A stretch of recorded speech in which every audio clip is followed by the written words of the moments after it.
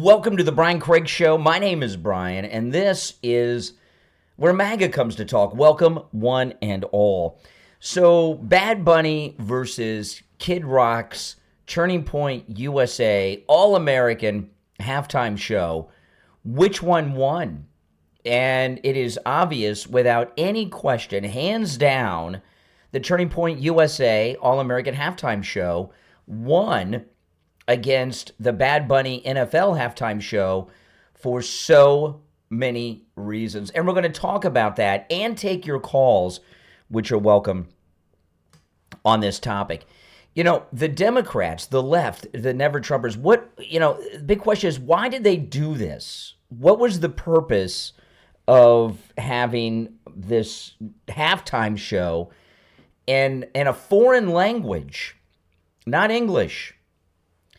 And the main purpose of it is that Roger Goodell, who is a liberal idiot to the extreme. I mean, this guy's got Trump derangement syndrome times infinity. In fact, he may be one of the first sufferers of it, being such a wokester.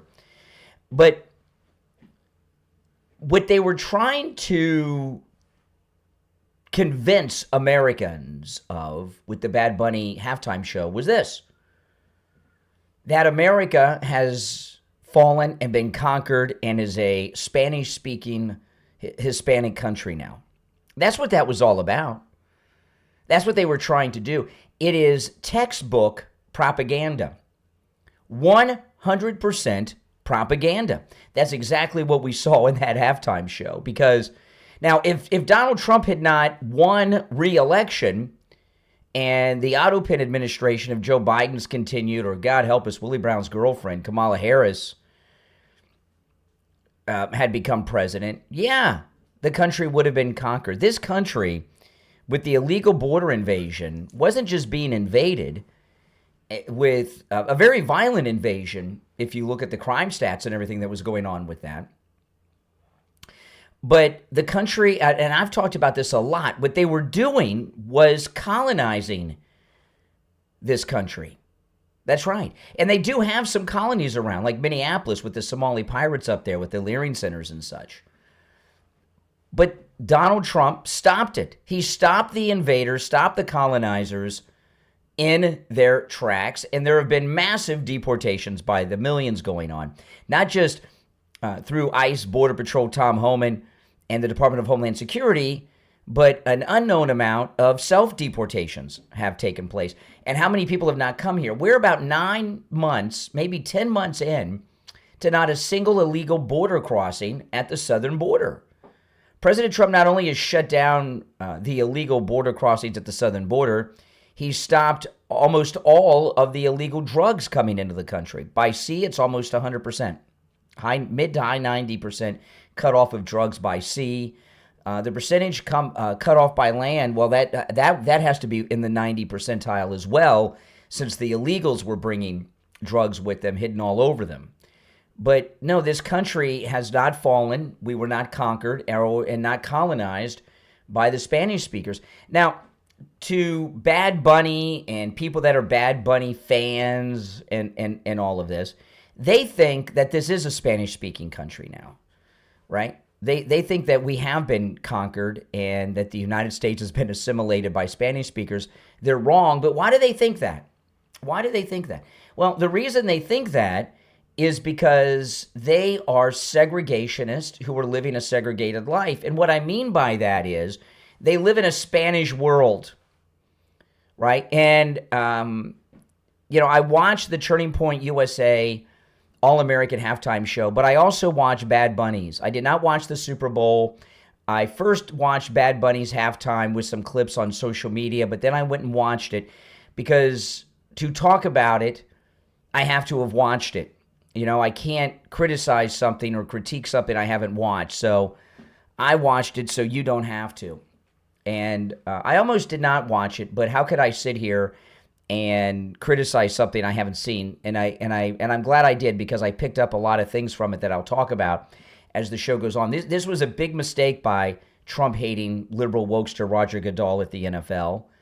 And Bad Bunny has done MAGA such a great favor here. And all these people involved are too stupid to realize it. I saw with the dancers, as an example, the dancers that were there with Bad Bunny, one of them was the actor that plays the Mandalorian, liberal idiot. Terrible thing. He hasn't been inside that Mandalorian suit for a long time, but he still gets credit for it. They've got that Mandalorian movie coming out. Bad time to go out and trash our country. But because they live in a world where everyone speaks Spanish, in a completely segregated world, they think everybody does. And that's just not the case. This country was the invasion and colonization and conquering was stopped dead in its tracks by President Trump's reelection. He's done incredible work after just 1 year. But this was a propaganda attempt to make you think that Trump not only has failed, but that the majority of the people are behind him. And I watched 3 things involving the halftime. I did not watch the Super Bowl or watch it live. And I didn't watch it on purpose. I went out of my way not to watch the Super Bowl. And my wife's a big football fan, and for my wife not to watch the Super Bowl, and it was her idea before mine to not watch it, that says a lot because she's a hardcore football fan.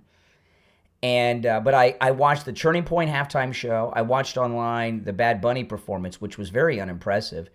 But I also watched on X, and you can see footage of this, of people in the stands who made videos in the stands during the halftime. And this was fascinating to me because Bad Bunny, if you watch the Bad Bunny performance, you hear people cheering and getting all excited. But if you watch the people that made videos sitting in the stands, it's silence in the stands. It's silence. The people in the stands, they were not cheering, they were not applauding, they were not dancing along. Any audio you hear of people cheering, that's from the performers down on the field. And what was going on in the stands of the Super Bowl was, in effect, a somewhat silent protest against Bad Bunny and what Roger Goodell has done. And President Trump's very famous for saying everything woke turns to you know what that is. Right? I'm not going to say it right now, although I can. I'm not going to use the word.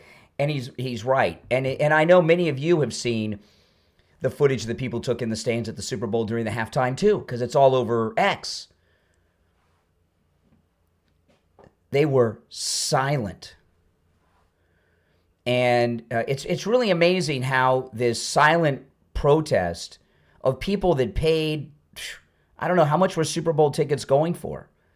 In the so-called, even in the cheap seats, if there's any such thing at a Super Bowl, that people paid so much money.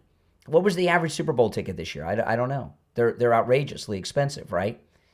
That people that paid thousands of dollars, even more than just thousands, it could have been tens of thousands, depending on where they are, they took a moment at a ticketed event that they paid through the nose for to give a silent protest to the event that they paid so much to go to during that halftime. I don't think anything like that's ever happened before. And good for them. I was pretty proud of those people when I saw that video. It's pretty cool. I don't know how much of that you're going to see in the news because it does not fit their narrative.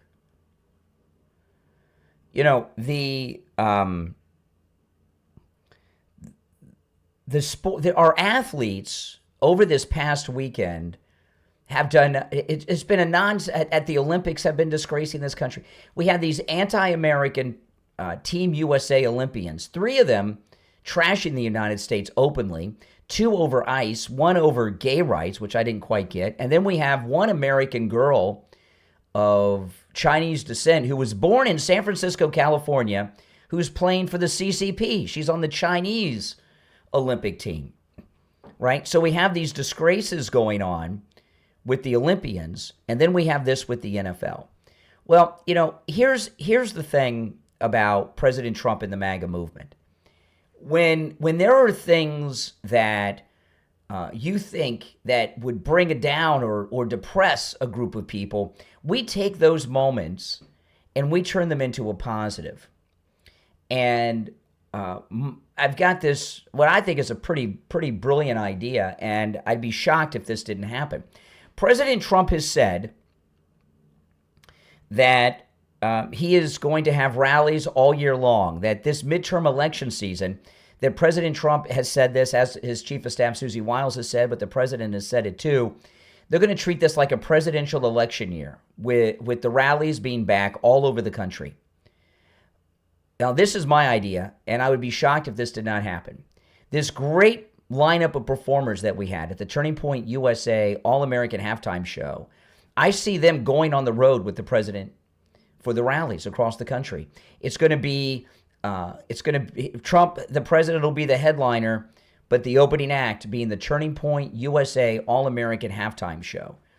If they do that as the opening act to President Trump at the rallies across America, we will swamp them at the polls like nobody's business. Not only will we win the midterms in the House and the Senate, we'll gain seats, we'll win the governor's races around the country, we'll win the state legislatures around the country, and even local school boards, city and county commissions too. This is what Roger Goodell at the NFL did with and Bad Bunny singing in a language no one understands in the stands, was such a gift to MAGA. You know, this is our 250th anniversary, this country, right? The 250th anniversary of the United States. And Americans don't want to see someone, and I understand he's Puerto Rican, and Puerto Ricans are Americans. However, Americans are not his audience. His audience are Spanish speakers, illegals, and foreigners for the most part. And Bad Bunny. This was a gift to the MAGA movement like you couldn't believe. It really, truly was. Now, the last official count I saw from viewers of the Turning Point USA All-American Halftime Show was around 1 a.m. here on the East Coast. And right there, it was at 25 million. And because they had a lot of partners, it wasn't just on the Turning Point YouTube channel. It was on many other platforms and YouTube channels and things. And the last count at 1 a.m., the official count, was 25 million. That number is going to shoot up through the roof, and I'd be surprised if it didn't hit 100 million by the end of, I don't know, because everyone today is going to be talking about this. You know, the Super Bowl, a lot of people have suggested that Super Bowl weekend should be a holiday weekend. You know, the Monday after a Super Bowl is almost a national holiday. You go to the parking lots of office buildings all over the country, they'll be empty of cars. A lot of people take off the day after the Super Bowl. A lot of people call in sick. A lot of people come in late and hungover. But it is Super Bowl weekend. It's a national holiday, and sports, whether it's the Olympics or the Super Bowl, sports are things that bring the country together beyond politics. And what these two events have done, the Olympics and the Super Bowl, they've taken these unifying events, and the left, like they do with everything else, is using them to divide people, because that's what the Democrats do. This Bad Bunny halftime show was a complete act of desperation by the left, by the Never-Trumpers, by the Democrats.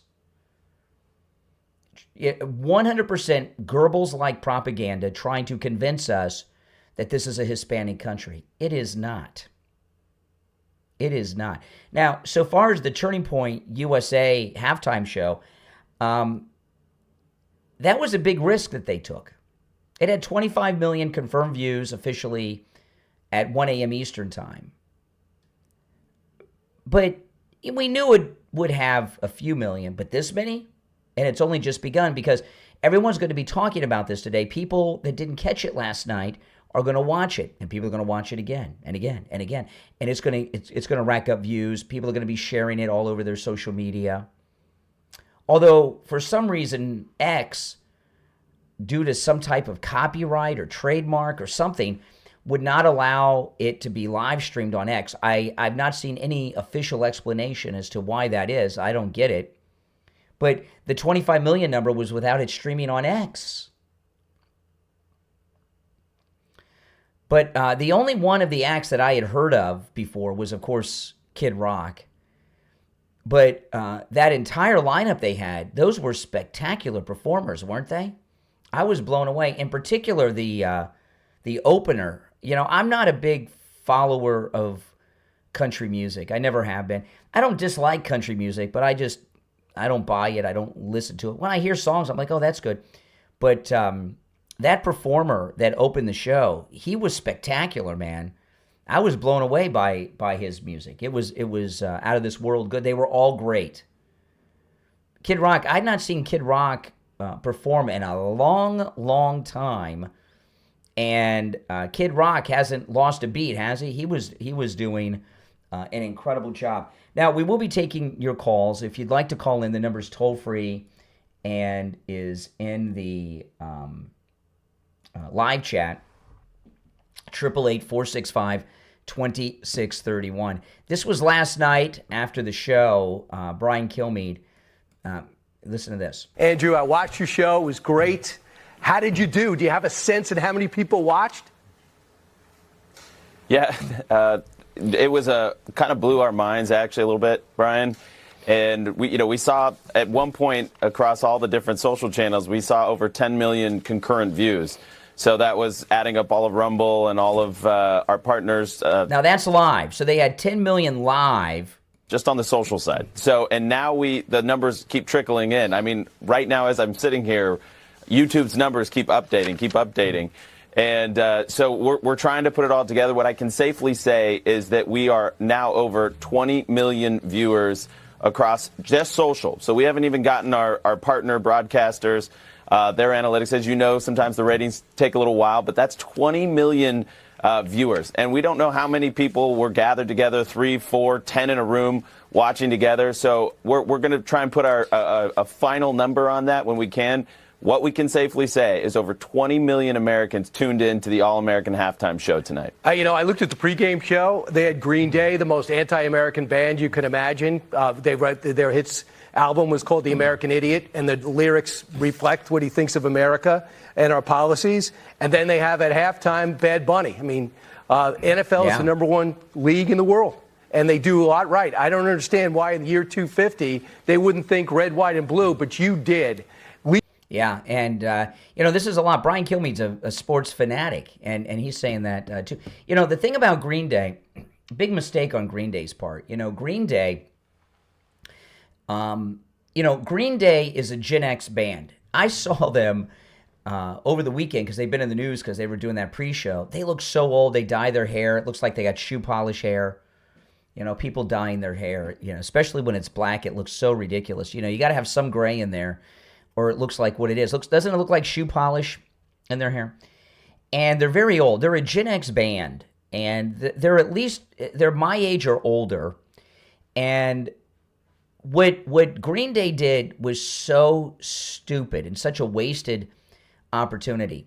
If Green Day, Green Day came out with their anti-MAGA, anti-ICE, anti-Trump hate, they, in their mind, they think they're going to pick up some of these young viewers from Bad Bunny. Well, first off, the Bad Bunny fans they're not interested in the English language. So you got one.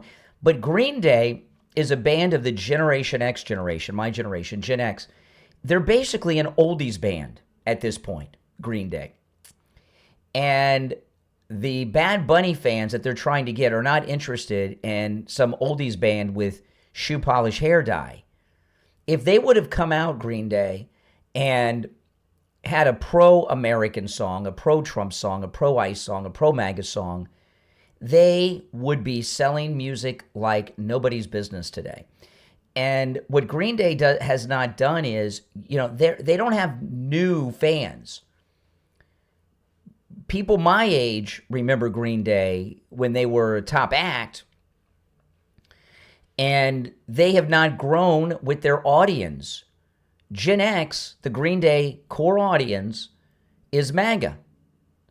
And Green Day, they had a great opportunity to be relevant again for the first time since 90 whatever 4, and they blew it. It's what a joke. It shows how stupid the American idiots. That's Green Day. They're the American idiots. Okay, they're so stupid. And if they would have reworked their song to be pro-American during these, this MAGA time, everyone in the MAGA movement would be adding them to their playlist and downloading their songs on Spotify today. They would have made millions of dollars. But what they did was, there's so many bad business decisions. Roger Goodell, this liberal jerk who brought Bad Bunny to the halftime, this is one of the worst business decisions someone has ever made, and it's one of the biggest political mistakes ever made as well. There's all these moments, I call them inflection moments, of things that happen that and the left with President Trump. If you're on hold, by the way, stand by. I got a couple things I want to get off my chest, and we'll take some calls. If you'd like to join in, the number is toll free. It's pinned in the live chat, 888-465-2631. Your views on this, regardless of your viewpoint, certainly are welcome, but no profanity, please. 888-465-2631. It's a toll-free call no matter where you're watching. There's these inflection points, right, that have turned people towards Trump. And, President Trump was going to win the midterm elections no matter what. And the Democrats knew this, and they got into a panic. They had an anxiety attack. The never-Trumpers were freaking out. So when their internal polling told them that President Trump was unbeatable in the last presidential election, what did they do? Butler, Pennsylvania. And Butler, Pennsylvania was a big inflection point, a turning point. And when Butler happened, people said they really are after this guy, because everyone knows that the never-Trumpers shot the president in Butler, just like they assassinated Charlie Kirk. And when the never-Trumpers shot President Trump in Butler, Pennsylvania, that was the turning point that red-pilled millions of Americans immediately. Everyone knows what happened. It was the only Trump rally that CNN carried. They carried it live. They didn't carry any of the other rallies live. It was also the only rally where President Trump came out on time, on the dot. And there's many other things, too. I'm not going to go through everything in Butler. But everybody knows the never-Trumpers are behind the assassination attempts of President Trump and the assassination of Charlie Kirk. And that was an inflection point, a turning point that woke people up. This Bad Bunny NFL show last night is another inflection point, turning people to the MAGA movement and red-pilling Americans. Second to Butler, Butler was the big one, but this is another major inflection point where people are like, whoa, what's going on here? That's the country they were turning us into, a Spanish-speaking country. And to me, this isn't about Bad Bunny. I don't care about Bad Bunny. Bad Bunny,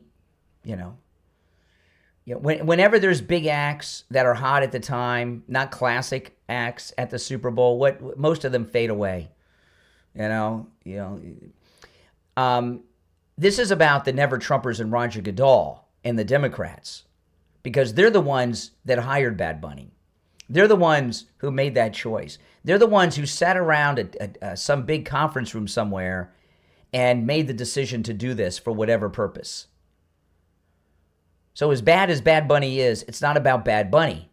It's about the never-Trumpers and the Democrats and the left and what they did, because they did this. And it was a big, big mistake, because Americans are plenty ticked off about this. It was so disrespectful. When you put that together with these anti-American Olympic athletes during this 250th anniversary year of our great country, it's too much.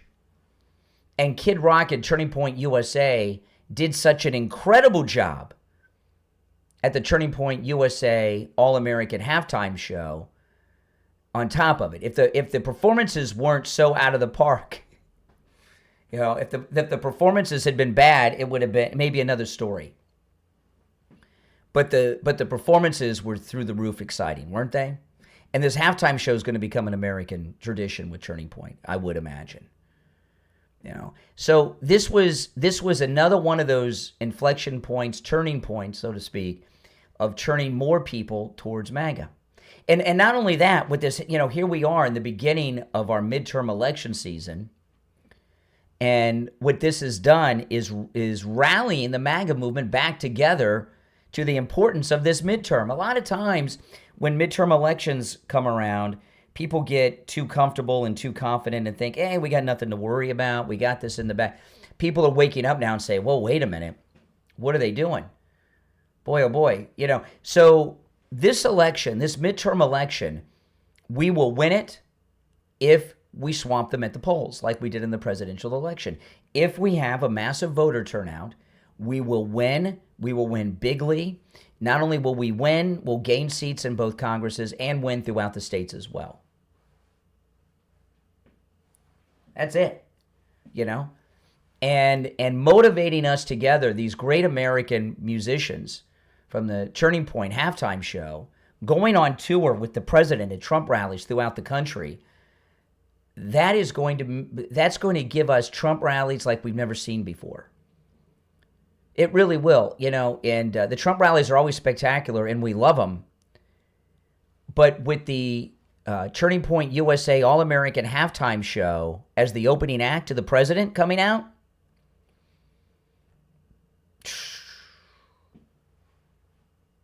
it doesn't get better than that. What are the numbers going to be for the Trump rallies this election season with Kid Rock and the crew being the opening act? Everyone's going to watch them. Everyone. And you know what? They're going to be so widely watched, they're going to carry them on television, even though they don't want to, because they want the ratings. Now, this is the pre-show for the radio show. The radio show will start in a few minutes, so if you're on hold, hang in there. I'm going to take calls when the radio show starts. If you are on hold, stand by. If you'd like to call in, the number's toll-free. No matter where you are watching, it's 888-465-2631. 888-465-2631. I want to remind all of you that this early morning show, the program, all of my content is sponsored by Mike Lindell at MyPillow. The mega sales going on right now. Huge savings with my promo code Kane at checkout, K-A-N-E. But right now, it's free shipping on every order. You heard me. Free shipping on every order with my promo code Kane. We'll be right back. It's finally here, our second annual mega sale. This sale only comes around once a year, so take advantage of the best offers ever while you can. For example, save 50% on our Giza Dream bed sheets, as low as $29.98. And for the first time ever on TV, MyPillow mattresses and MyPillow mattress toppers, as low as $99.98. And you save 50% on our Lux Pure 6-piece towel sets. Regular $69.98, now only $39.98. And our best-selling standard MyPillows, regular $49.98, on sale for $17.98. Wait on it, mega sale, only $14.98. So go to MyPillow.com or call the number on your screen. Use this promo code to take advantage of our second annual mega sale. But wait, there's more. To make the mega sale even more special, when you order right now, your order's going to ship absolutely free. What if we've been asking the wrong questions about aliens all along? When people talk about non-human intelligence, they look to the skies, to UAPs, to massive craft and towering beings. But what if some of them have been here the entire time, much smaller and hiding in plain sight? In When the Fae Came, available online at Barnes & Noble, Bookshop, and Amazon, author Martin Thomas explores a provocative idea that the beings we've called fairies, elves, dwarfs, and goblins may not be myth at all, but advanced non-human intelligences. Drawing from global sightings and early research, When the Fae Came connects underground and underwater colonies across places like Mexico, Canada, Malaysia, and Europe. Beings capable of invisibility, flight, and telepathic communication. This isn't fantasy, it's an investigation into how ancient stories may be misunderstood encounters with something real. If you're curious about where folklore ends and non-human intelligence begins, When the Fae Came asks questions most researchers avoid. Order your copy of When the Fae Came from author Martin Thomas online at Barnes & Noble, Bookshop, and Amazon. All right, we're a couple minutes away from the radio show beginning, and of course, this is going to be, the main topic throughout the show today, although there are other things to cover, and I will get to some other things. And those of you that are new to the program, okay, I'm just getting the exact time. Okay, we got about 2 minutes till the radio show begins. Those of you that are new to the program, I host a morning radio show on a whole bunch of FM and AM radio stations. I live stream here on YouTube while I'm on the radio. So this has been the pre-show. The radio show is beginning in less than 2 minutes. So I'll have to do an opening for the radio show when that begins.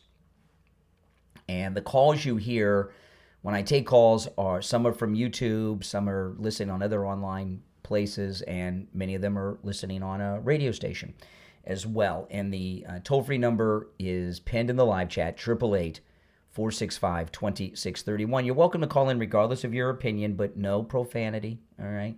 Because we are going to be on the radio, so you can't, it's got to be radio-safe language. And I know for many of the liberally impaired people, that's something that's going to be difficult. Now, we have 25 million watch the Turning Point USA All-American Halftime Show as of 1 a.m. Eastern Time. What do you think the number will reach by the end of the week?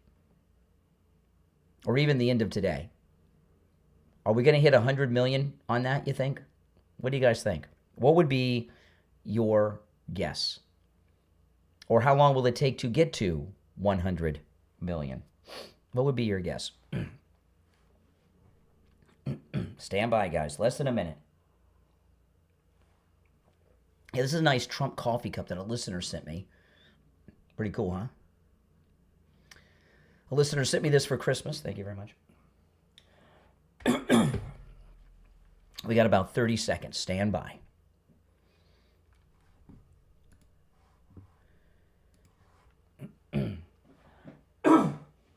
Oh, man. Yeah, I'm not going to be talking about the Super Bowl. I hate when people talk about the Super Bowl commercials, don't you? I hate that. All right, here we go.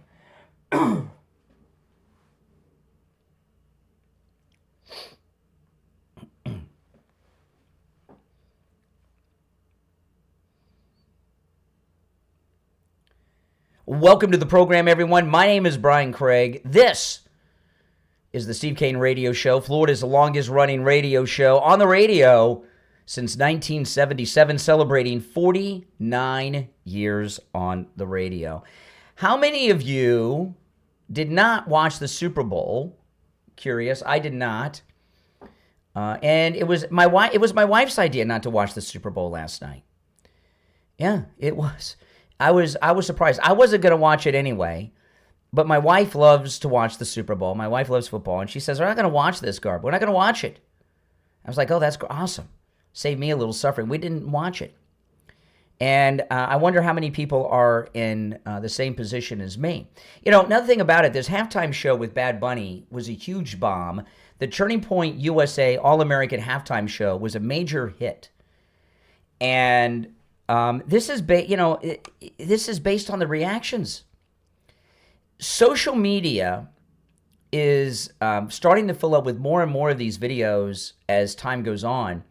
But early this morning, I was watching videos that people made who were in the stands, who paid thousands of dollars to be at the Super Bowl. And during the halftime show, people took out their iPhones and started filming. The crowd in the stands was silent. Silent. And I mean, the best way to describe it would be it was a massive, unplanned, spontaneous silent protest against the Bad Bunny halftime show.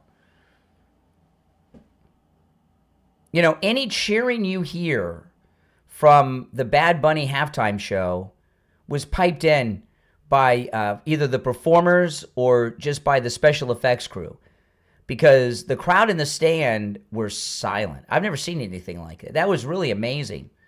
It was almost like one of the silent sit-ins that the Freedom Riders used to do, except a lot of them were standing. They were standing, but they were standing in silence.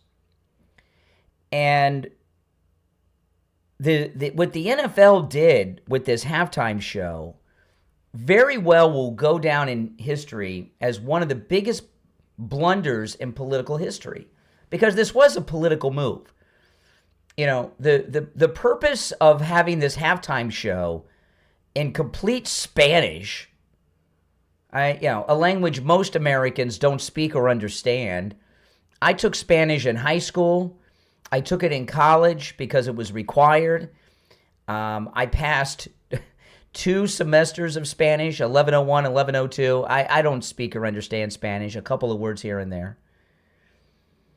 There was a purpose to this, though. So what were the Never Trumpers, the Democrats, Roger Goodell, what were they doing by putting together a halftime show that was 100% in a foreign language? And it's pretty simple. You know, they were trying to give us, and by the way, if you're on hold, stand by. Call us on hold, stand by. We'll go to the phone shortly. They were trying to give us this propaganda impression. It was 100% propaganda, but what they were trying to convince the viewers of was this, that this is a Spanish-speaking country now. That's what it was. That the invasion at the southern border had been successful. The United States had been conquered and colonized by Spanish speakers.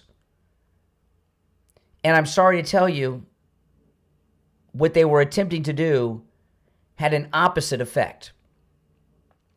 If you read the articles of everything about both halftime shows, Bad Bunny and the Turning Point halftime show, you're not hearing anything positive about the Bad Bunny show.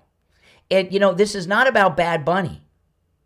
This is about the Never Trumpers, the Democrats, and Roger Goodell, and what they were trying to do. And this was a desperate attempt by the Never Trumpers, which is a coalition of Republican Never Trumpers, Democrats, and other associated lunatics. This was a desperate attempt to try to kick off the midterm election season to discourage the conservative vote and to rally their base of support together. And the opposite is going to happen because of this. You know, the Turning Point, I watched both halftime shows, okay? I watched the Bad Bunny one this morning before I went on the air. And the reason I watched it is because I'm talking about it. I can't watch, criticize, or critique something I haven't seen. So I watched it so I could talk about it. Or one thing, a lot of people like me in the media will have watched it like I did, because you have to watch it to talk about it. And a lot of people will say, I watched it so you didn't have to. You know, I'm sure a lot of people are going to say that today. So I don't want to use that old phrase. But I watched both halftime shows. I was blown away by the Turning Point USA All-American Halftime Show. Other than Kid Rock, I have never heard of any of these other performers. I've never heard any of their music, even unknowingly. They were spectacular. That was 100% American music, and they knocked it out of the park. You know, when they announced who the performers were going to be, since I didn't know, other than Kid Rock, who the others were, I didn't know how it was going to turn out. Turning Point USA took a big risk, as did Kid Rock. The Turning Point USA All-American Halftime Show, as of 1 a.m. Eastern Time, the official number was 25 million viewers, and that didn't even include all the viewing partners they had, because some television did carry it, and it didn't include the television ratings. And that was at 1 a.m. The numbers are going up constantly, because people are watching it and rewatching it. Okay? If the performances didn't knock it out of the park, it would have been a whole nother story. But that was great American music last night. And you know what? There's nothing wrong with American music or being American or being proud of being an American, contrary to what the left will tell you. Now, in the world of Bad Bunny and the people that are fans of his, they do think that this country's been taken over by Spanish speakers because they live a ethnically, language segregated existence where they live in a Spanish-speaking world. So since everyone they know speaks Spanish, they think it's a Spanish-speaking country. That is not the case. I remember in 9th grade when I took Spanish, my teacher, Miss Wilkes, 9th grade in high school, it was like 1985, she told me that if I didn't speak Spanish by the year 2000, I was not going to be employable in Florida. Well, it's 2026, and I think things turned out okay. Sorry, Miss Wilkes. But, but she was a Spanish speaker. When you live in a Spanish-speaking bubble where everyone speaks Spanish and you only go to Spanish-speaking businesses and such, you think that the country's been taken over and conquered and colonized. There has not been an illegal border crossing in 9 or 10 months now from the southern border. Not only has President Trump stopped the illegal invasion of this country, he's reversed it with the millions of deportations and self-deportations that have taken place that are continuing even now as I'm speaking to you. If Joe Biden had another term or Kamala Harris had become president instead of Donald Trump in the last election, yeah, every Super Bowl in the future would be in Spanish. And we'd have to all learn it because that would become the national language. Because we were being invaded, we were being conquered, and we were being colonized by the illegals. All of that has been stopped.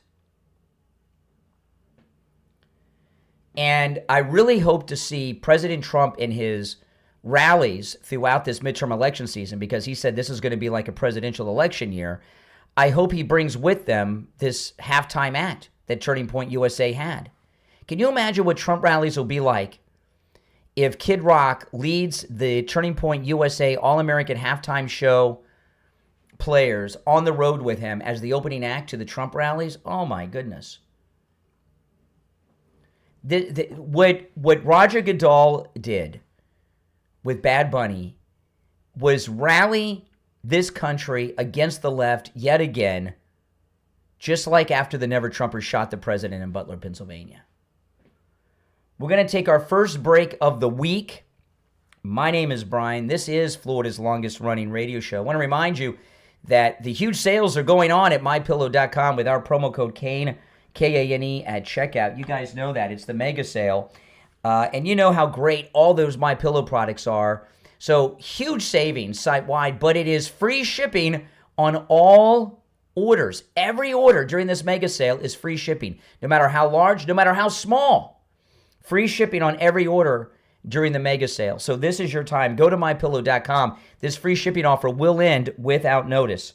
It's promo code KANE at checkout, K-A-N-E, at MyPillow.com. You can also order by phone, toll-free, 1-800-716-4879. 1-800-716-4879. Promo code KANE, K-A-N-E. We'll be right back. All right, we're clear. All right, we're in radio station break right now.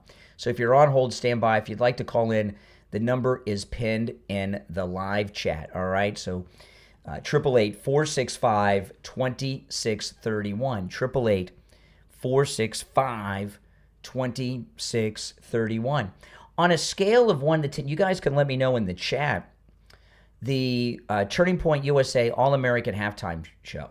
On a scale of 1 to 10, 10 being the best, what number would you give that performance? I'd give it a 10, no doubt. You know, when I'm watching a group of musical acts, none of which other than Kid Rock I've ever heard of before, and I haven't followed Kid Rock's music, but I know who he is and I like him. when you have, to me, it's like I'm watching bands on The Voice or American Idol, meaning, groups I've never heard of, seen before, never even heard any of their music. And when they're that good, when you don't know them, that says a lot, doesn't it? It really does. Yeah, seeing a lot of 10s, absolutely a lot of 10s. All right, we'll take a quick break and be right back. It's finally here, our second annual mega sale. This sale only comes around once a year, so take advantage of the best offers ever while you can. For example, save 50% on our Giza Dream bed sheets, as low as $29.98. And for the first time ever on TV, My Pillow mattresses and My Pillow mattress toppers, as low as $99.98. And you save 50% on our Lux Pure 6-piece towel sets. Regular $69.98, now only $39.98. And our best-selling standard My Pillows, regular $49.98, on sale for $17.98. Wait on it, mega sale, only $14.98. So go to mypillow.com or call the number on your screen. Use this promo code to take advantage of our second annual mega sale. But wait, there's more. To make the mega sale even more special, when you order right now, your order's going to ship absolutely free. Need a Valentine's gift? Well, flowers die, chocolate melts. A movie poster from justmovieposters.com is forever, or close enough. Most items are between $7 to $15. Shipping extra. Go to justmovieposters.com to find that special movie poster today. justmovieposters.com. All right, we'll be back shortly. We're still in radio station break, guys, so hang in there. Let's see, we are going to be back. Yeah, let me check the time. Hold on. Okay, less than 90 seconds, we'll be back. But you guys know what I mean. When you go and see a bunch of musicians, you don't know their music and you never heard of them, and you're blown away, that's top tier A-list quality talent, isn't it? Music you've never heard before, sung by people you've never heard of. That's how it was for me. Now, Kid Rock, we all know who Kid Rock is, but I don't know his music. I haven't heard him or seen him in a video or anything in years. I've seen him many years ago, when he was kind of new, and it was, okay, he's good. So I knew he'd be good, but not that good. He knocked it out of the park too. But to see people I've never heard of and never heard any of their music, not familiar with them, and be so impressed, to me, that takes it to a whole nother level. Okay, we got about 30 seconds.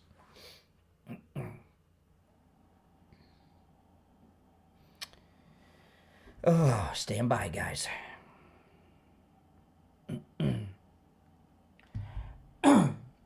Here we go.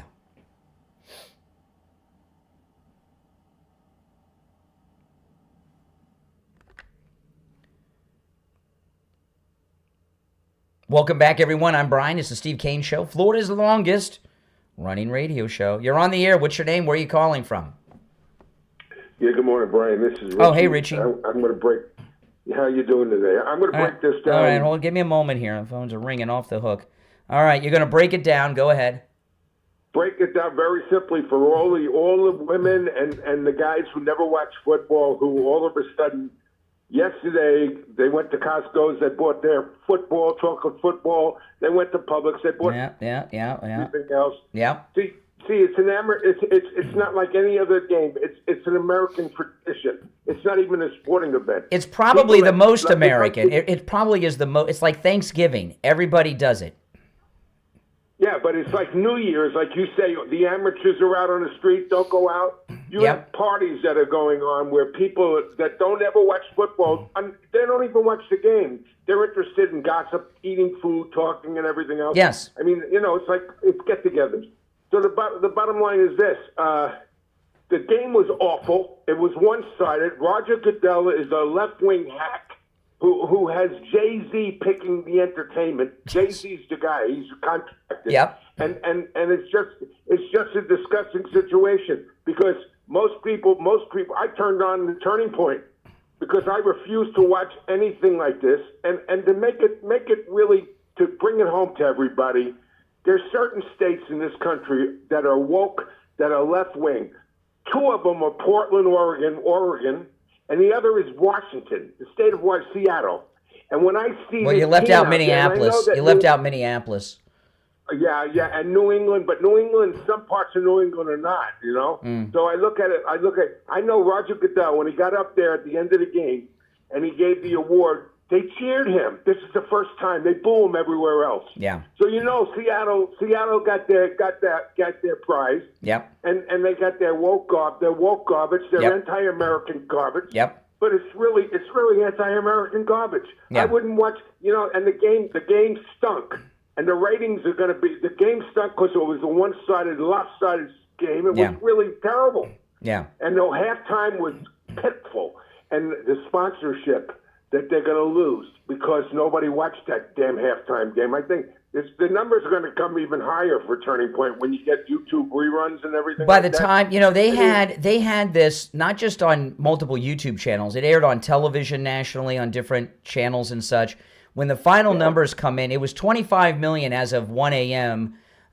Eastern time. We're going to hit 100 million on that easily. And I was talking, Richie, you know, these acts, I'm not even familiar with Kid Rock's music, okay? I remember when he was new and he had some hits, but these other acts, I've never heard them before. I had never heard a note of their music, and I was blown away. When you hear music from people that you've never heard of and never heard their music, and you're like blown away, that's top-tier talent we had there.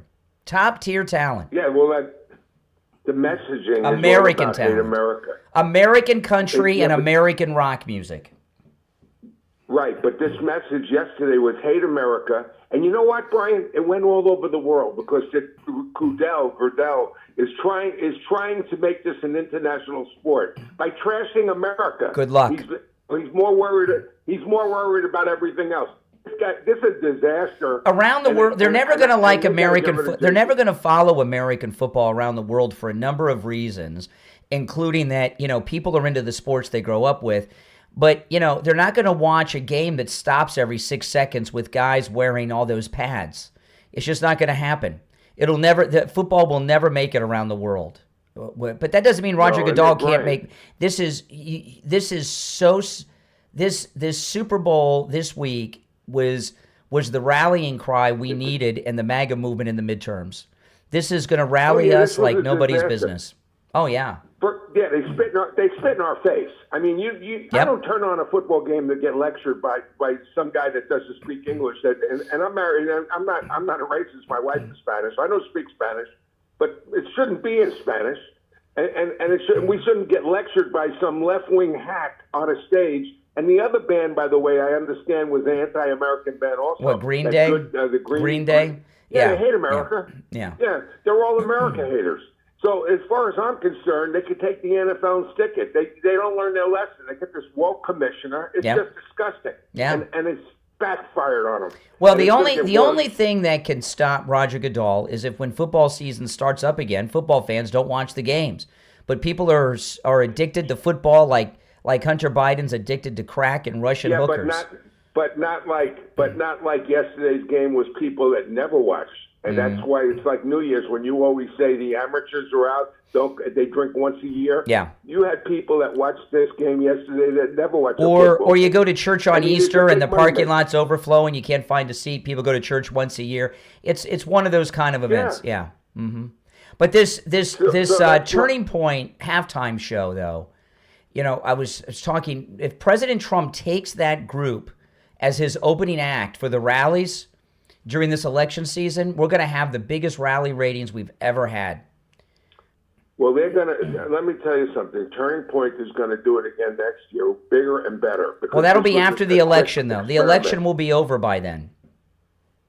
Right? That'll be after the election.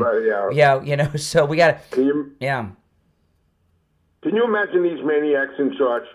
They got a guy up there really quick. They got a guy up there that's anti-ICE, but yet if they talked about eliminating the DEA, they would be cheering. You know, the drug enforcement, and because these are all druggies and wackos, man. I'm tired of the anti-American garbage that's You're not alone. Country. You're not alone. Let's stand up for our flag once in a while. Have a great. All right, take care. Yeah, this is great. If you're on hold, stand by. Oh, you know, hey, listen. It's tax time. Call Jamie Levac over at Swift Tax. He knows taxes. So when I met with Jamie Levac in person at his office, and by the way, he can help you with your taxes no matter where you're located in the United States. He's in Broward County, but even if you're local, you don't have to go to his office. You can do everything with Jamie Levac at Swift Tax over the phone. He can handle everything for you. But when he went over the new tax code with me and started talking to me about it, because the whole tax code's changed with the big, beautiful bill, I was blown away. He knows this tax code inside and out. But something about Jamie Levac at Swift Tax, which also, he loves doing taxes. He just loves it. And you want to give him a call. He's going to make sure that you get all the deductions you're entitled to under the law and make sure that you get the maximum refund that you're owed. And with Jamie Levac at Swift Tax, you can get your tax return in as little as 24 hours. This number rings directly to Jamie Levac at Swift Tax. You can call or text 954-773-1587. 954-773-1587. That's 954-773-1587. If you're on hold, stand by. We'll be back right after this. Don't go anywhere. All right, we're clear. If you'd like to call in, the number's toll-free. It is pinned in the live chat, 888-465-2631. Transform everyday moments into experiences of comfort, style, and inspiration with Azarol. From wellness and self-care essentials to elegant fashion, innovative home solutions, and smart lifestyle tools, Azarol empowers you to live your best life. Explore the possibilities at Azarol.com. Just type AZURILLE.com and uncover a world of curated treasures designed to uplift, inspire, and delight. Begin your journey today at Azarol.com. Azarol, elevate every moment. Immerse yourself in the world of Murthia, where elegance, luxury, and timeless design come together. From sophisticated living spaces to exquisite bedroom retreats and statement lighting, Murthia transforms your home into a sanctuary of refinement. Discover the collection effortlessly. Just navigate MIRTHIA.com and experience curated pieces that elevate your lifestyle and inspire every moment. Murthia, luxury crafted for living. Dive into a carefully curated selection of digital guides, self-improvement tools, stylish accessories, and practical lifestyle products at Bluevon, all designed to make life easier, more organized, and more manageable. From personal growth resources to everyday essentials you'll actually use, Bluevon combines quality, convenience, and reliability in one trusted destination. Browse, explore, and simplify your daily life at BLUVON.com. Use promo code Bluevon 10 for 10% off your order. Bluevon, support. That's right. All right, guys, we are still in radio break, but I wanted to play a little bit of this. This is Senator Mark Warner. He's Democrat in Virginia. Listen to this. We would love to put those questions to the director and have asked to do so. But now that you are here, can you just button this up for me? Because we're talking about 2020, and that's what Fulton County Focus was about. But you also said you think in 2026 there's an effort to interfere. What evidence do you have of that? This was what I'm seeing from the president's own comments about nationalizing elections and putting Republicans in charge, counter to the Constitution. We've seen these activities in Georgia where could there be some effort that suddenly gives him an excuse to try to take some of these federalization efforts. We've seen ICE.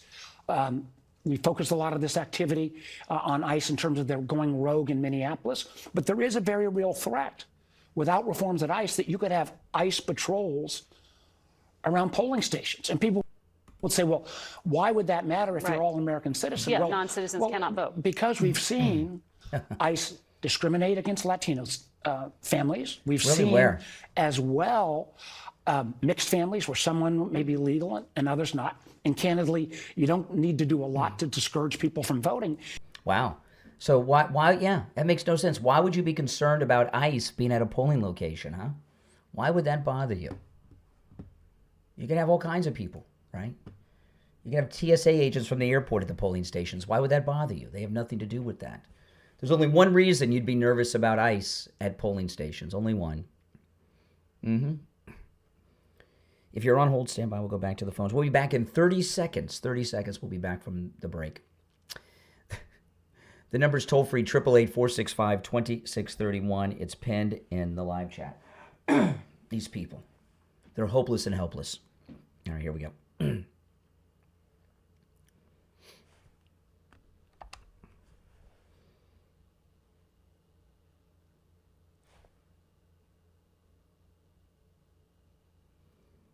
Welcome back, everyone. I'm Brian. You're listening to The Steve Kane Show, Florida's longest-running radio show. You're on the air. What's your name? Where are you calling from? You're on the air. Once, twice. All right, you missed your chance. You know, before we go back to the phones, I wanted to play something for you. This is Mark Warner, the Democrat. He was on Face the Nation with Margaret Brennan yesterday, and he's in a panic. To try to take some of these federalization efforts. We've seen... He's talking about election 2026, the midterms. ICE. We focused a lot of this activity on ICE in terms of their going rogue in Minneapolis. But there is a very real threat without reforms at ICE that you could have ICE patrols around polling stations. And wow, ICE patrols at polling stations. Why would that be a concern to Democrats, having ICE around polling stations? You know, you could have at polling stations, I don't know, the TSA people from the airport that you know, you go that take you through the to the scanners. So what? So what? Why would anyone be concerned about having ICE agents around polling locations? He goes on. He actually expands on that. Listen. People would say, well, why would that matter if you're all American citizens? Yeah, well, non-citizens cannot vote. Because we've seen non-citizens can't vote. Oh, yes, Margaret Brennan. ICE discriminate against Latino families. When has ICE discriminated against Latino families? I missed that. Seen as well mixed families where someone may be legal and others not. And candidly, you don't need to do a lot to discourage people from voting. And we've more recently seen ICE starting to use technology where they can get information about Americans. Recently, there was an individual in Minnesota that got denied a global entry card to get through TSA quicker because he or she appeared at a protest rally. Do we really want ICE having that information? Yeah, because they're working with insurrectionists. That's an insurrectionist who's interfering with federal government business, which are the deportations. Yes. In fact, these anti-ICE people should be on no-fly lists, so they have to drive from city to city to protest instead of fly. All right, 888-465-2631. You're on the air. What's your name? Where are you calling from? Richard in Pompano. Hey, Richard, what's up? Okay, I wasn't really that interested in the game, but I turned it on. If it were the Dolphins, I'd really be interested. So I'm watching, and I'm one of those people, I guess. I don't even know who this Big Bunny, Bad Bunny, whatever his name is. I don't even know who he is. And then when he went on the air, and he was, I don't know if you saw it, he grabbed his crotch. Is that allowed? I did see that. I know. I watched the halftime show this morning online. So and he was on the roof. He got on the roof of this building, and he had his hand on him. Yeah, it was. I thought that was very strange. What was the point of that? Did he have an itch?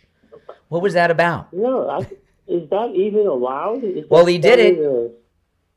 He did it. Anyway, the whole thing made me just sick. I just turned it off and went back to the news, which is all about the kidnapping. And then I watched a little bit more of the game. It was like a shutout. By the way, on the Savannah Guthrie mother's kidnapping, does it seem that, well, we obviously, the sister and son-in-law are the prime suspects now in that Guthrie case, right? It looks that way.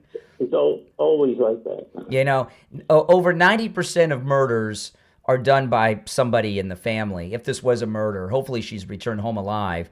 But the big elephant in the room are illegals in that. I haven't heard anybody mention the possibility of illegals, but they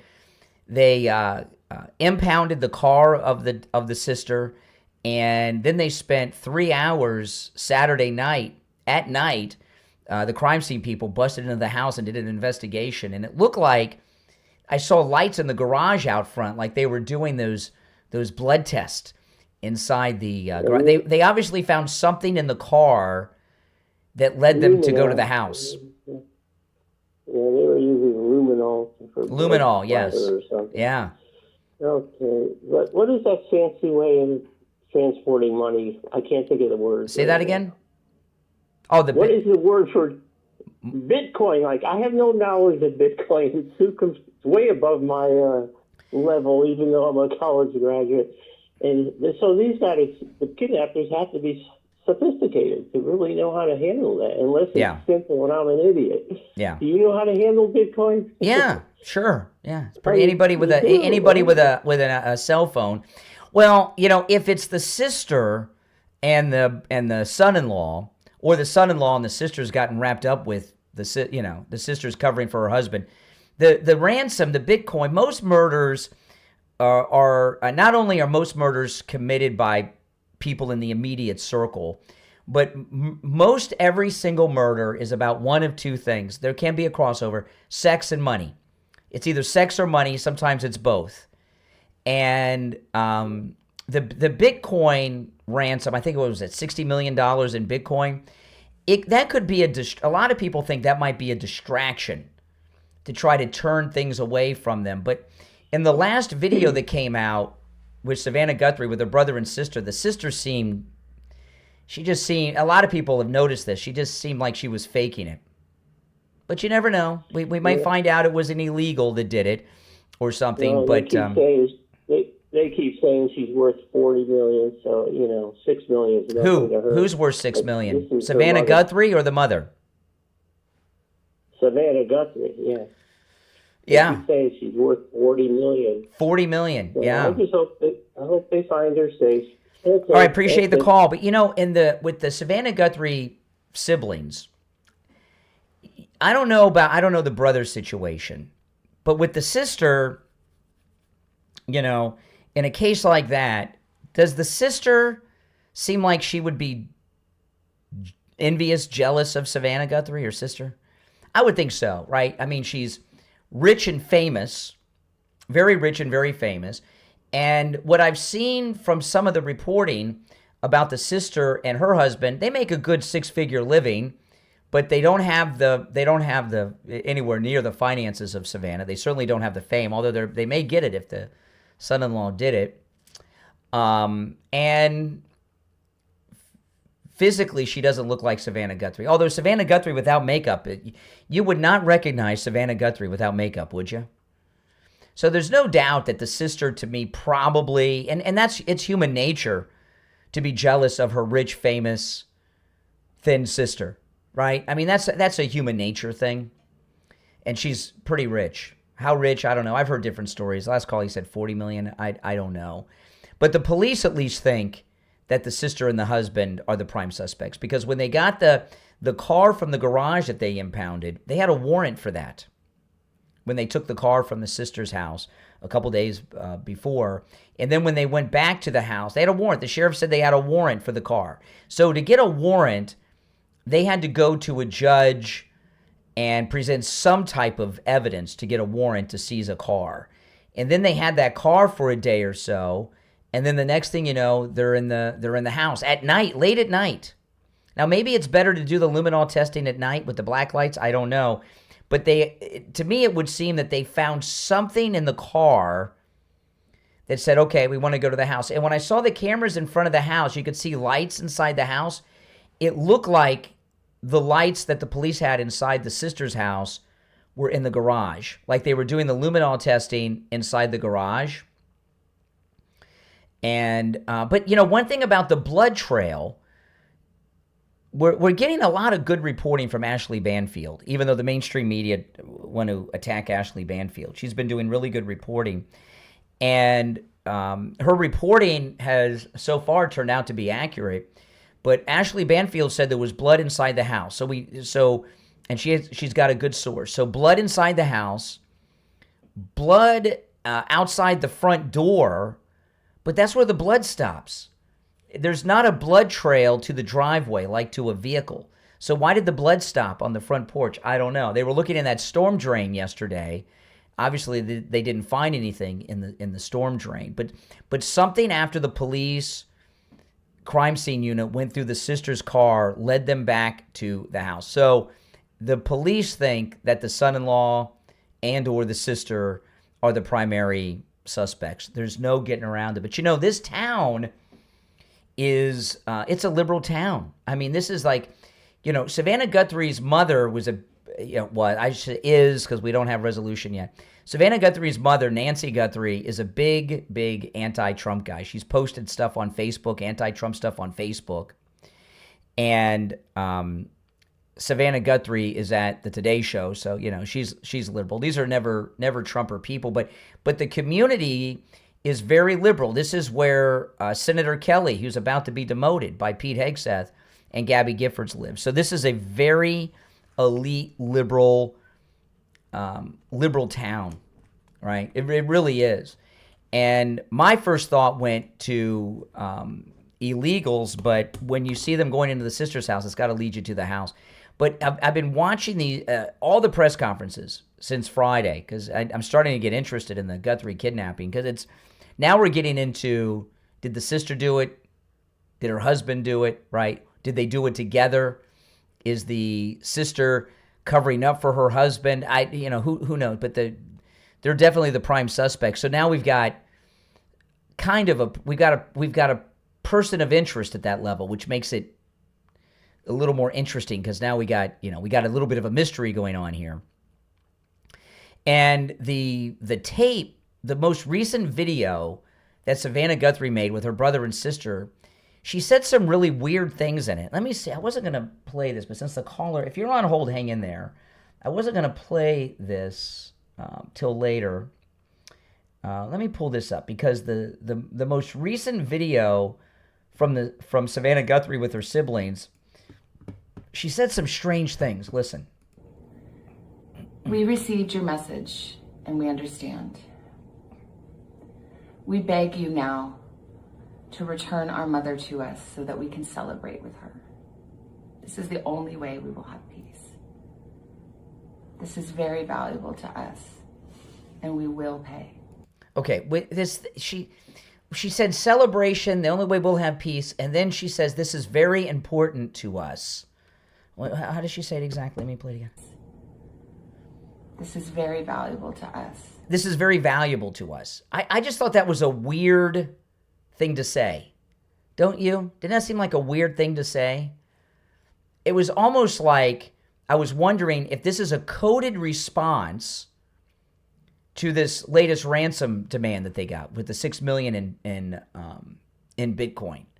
It seems to me, and in a situation like this, and the reason I say illegals, Mexico, how far do you have to go to get to Mexico from there? And kidnapping for ransom is a big thing in Mexico, big thing. And the media, they're so liberal, nobody has even brought this up. They're virtue signaling in the questions they do not ask. But that's got to be on the suspect list. If it wasn't for them taking the sister's car and going to the sister's house, that'd be 100% where my mind would be. But the response that she gave was so strange. And so far as the $6 million in Bitcoin, in a case that's this high profile, no matter how you get paid, how would you, if you could collect the money and not get caught, how would you spend the money?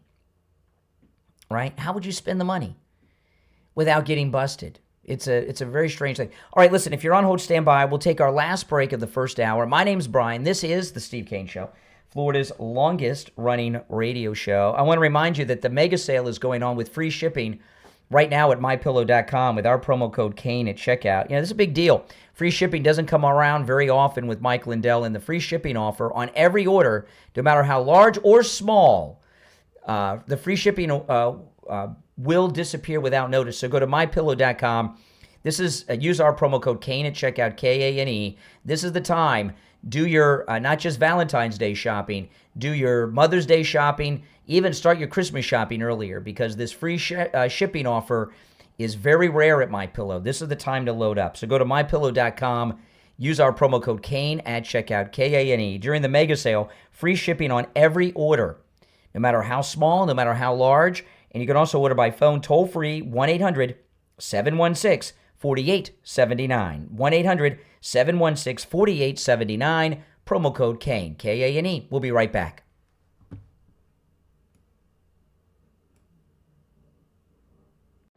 Sports talk is everywhere, but if you're tired of those same old boring shows, there's a podcast you'll want to add to your podcast playlist right now. Height Differential. The Height Differential podcast brings you the games, the stories, and the moments that matter from two completely different perspectives. Host Nick stands at 4'10" and Neil at 6'6". And when it comes to sports takes, debates, and opinions, the difference, it's just as big. These two friends break down sports from way up high and closer to the ground with big takes, hot debates, real laughs, with no boring panels, no recycled talking points, just honest, entertaining sports conversations you'll actually want to tune into. New episodes drop each week, covering the moments everyone's talking about and the ones everyone should be talking about. Find Height Differential on Apple Podcast, Spotify, Amazon, iHeartRadio, YouTube, and everywhere else you get podcasts, as well as heightdifferential.com.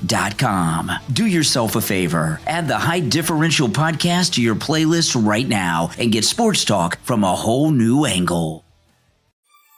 Need a Valentine's gift? Well, flowers die, chocolate melts. A movie poster from JustMoviePosters.com is forever, or close enough. Most items are between $7 to $15. Shipping extra. Go to JustMoviePosters.com to find that special movie poster today. JustMoviePosters.com.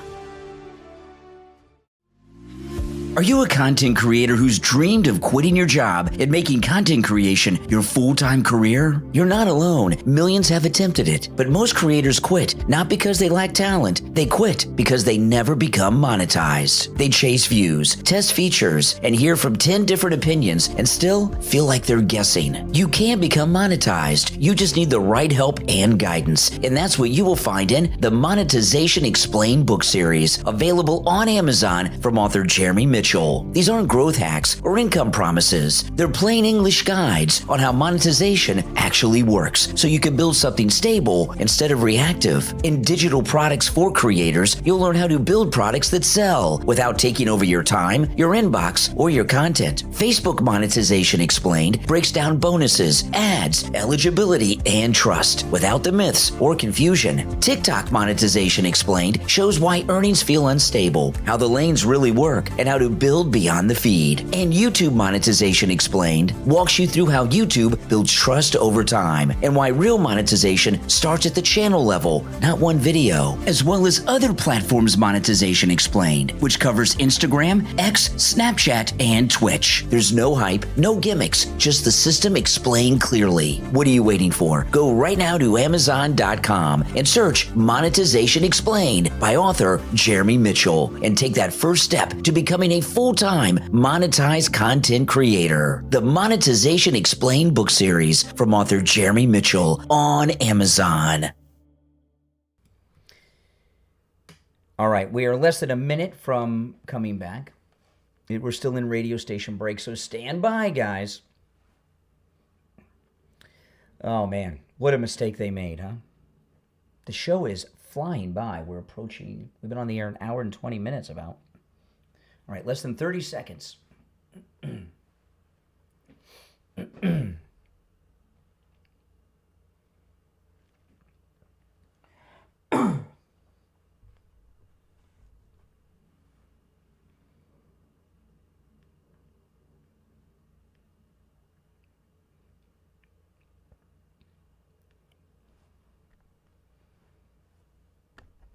Welcome back, everyone. I'm Brian. It's the Steve Kane Show, Florida's longest-running radio show. So, you know, this NFL stunt with Bad Bunny was such a mistake. And, you know, President Trump has the Hispanic American community on his side. This is from CNN a few days ago, a poll done about photo ID being required to vote. Take a look here. Favorite photo ID to vote. 85% of white people favor it, 82% of Latino, 76% of black Americans favor it. So the bottom line is this. Voter ID is not controversial in this country. A photo ID to vote is not controversial in this country. It is not controversial by party, and it is not controversial by race. The vast majority of Americans agree with Nicki Minaj that, in fact, you should have a photo ID to be able to vote. Okay, so, I mean, this is really amazing. So they want us to think with Bad Bunny that America has, it's been taken over by Spanish-speaking Latinos, and they are rejecting everything that the MAGA agenda that President Trump gives us. Here we have CNN with a poll, favor photo ID to vote. Whites, and this isn't Republicans, this is across the board, Americans, 85% favor photo ID, 82% of Latinos. So when you factor in the margin of error on these polls, the Latino support of photo ID to vote is the same as the white approval of requiring photo ID to vote. So what does that tell you?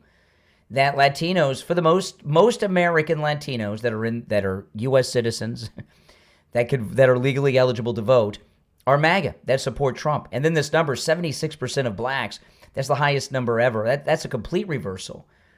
Not too many years ago, it was 76% of blacks against.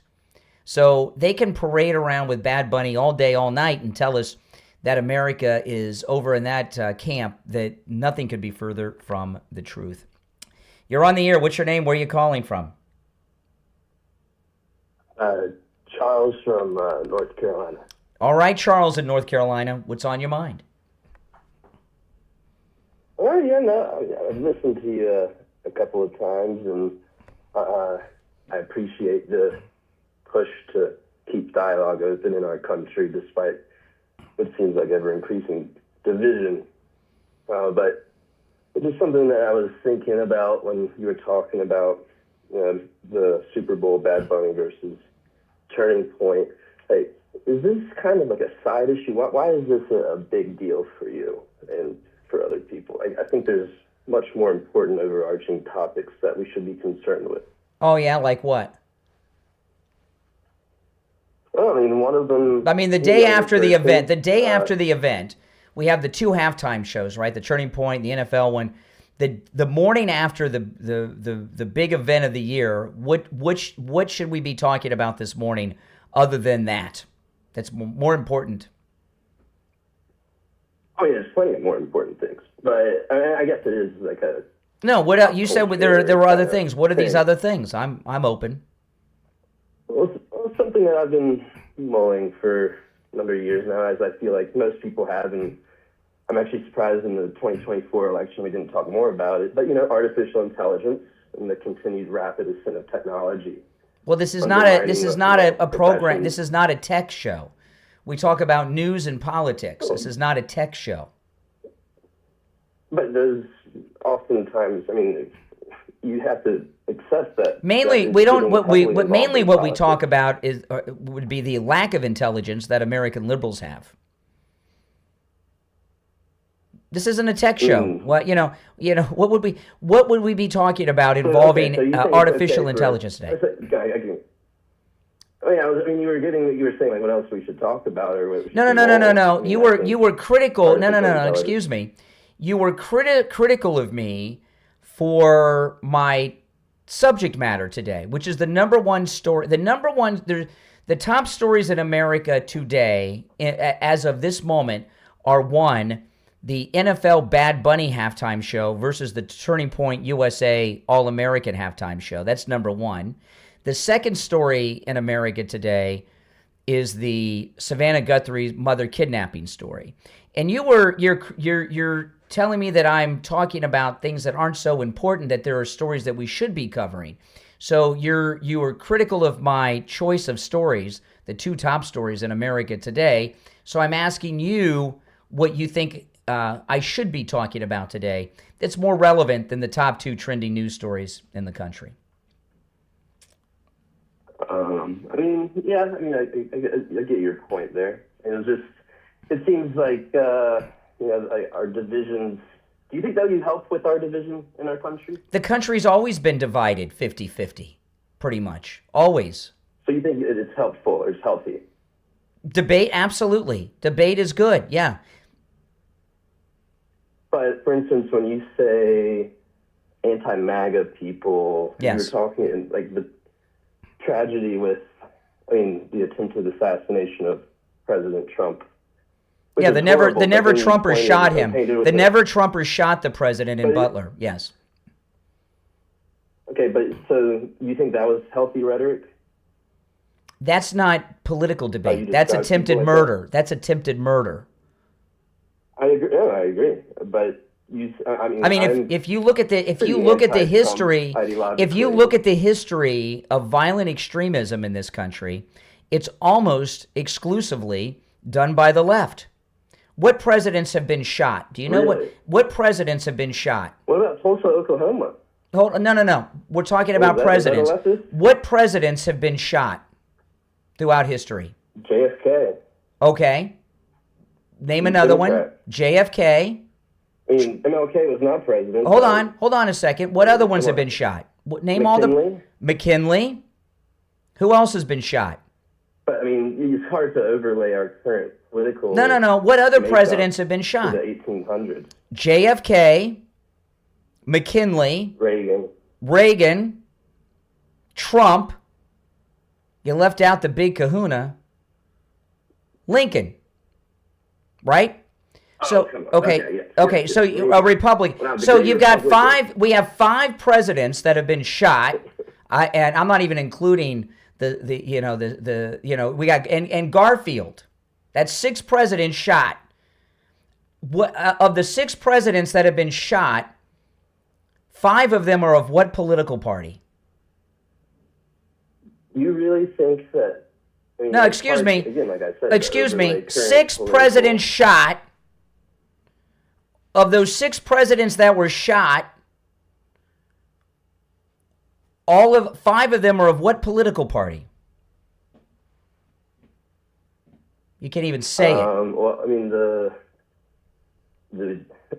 Republican. Can you say Republican? Right? 6 were Republican. 1 was a Democrat. So that tells you that the majority of violence against presidents comes from the left.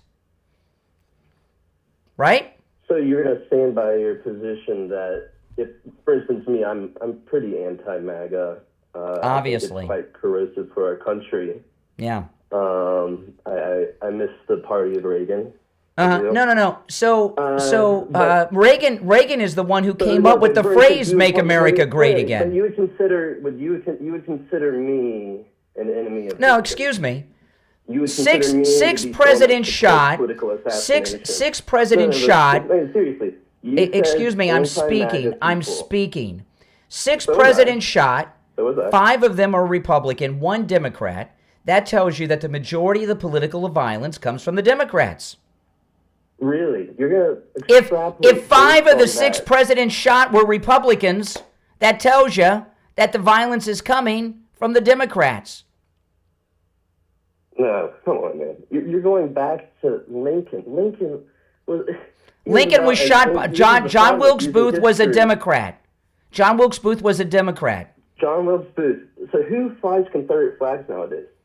I don't know. I don't know anybody who does. All right, appreciate the call. Point made. All right, if you're on hold, stand by. My name's Brian Craig. This is the Steve Kane Radio Show, Florida's longest-running radio show. On the radio since 1977, celebrating 49 years on the radio. Our number, toll-free, 888-465-2631. 888-465-2631. It is a toll-free call no matter where you are listening. If you're new to the program, welcome.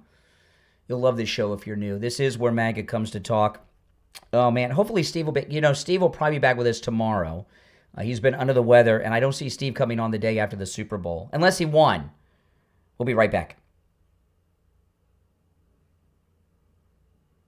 All right.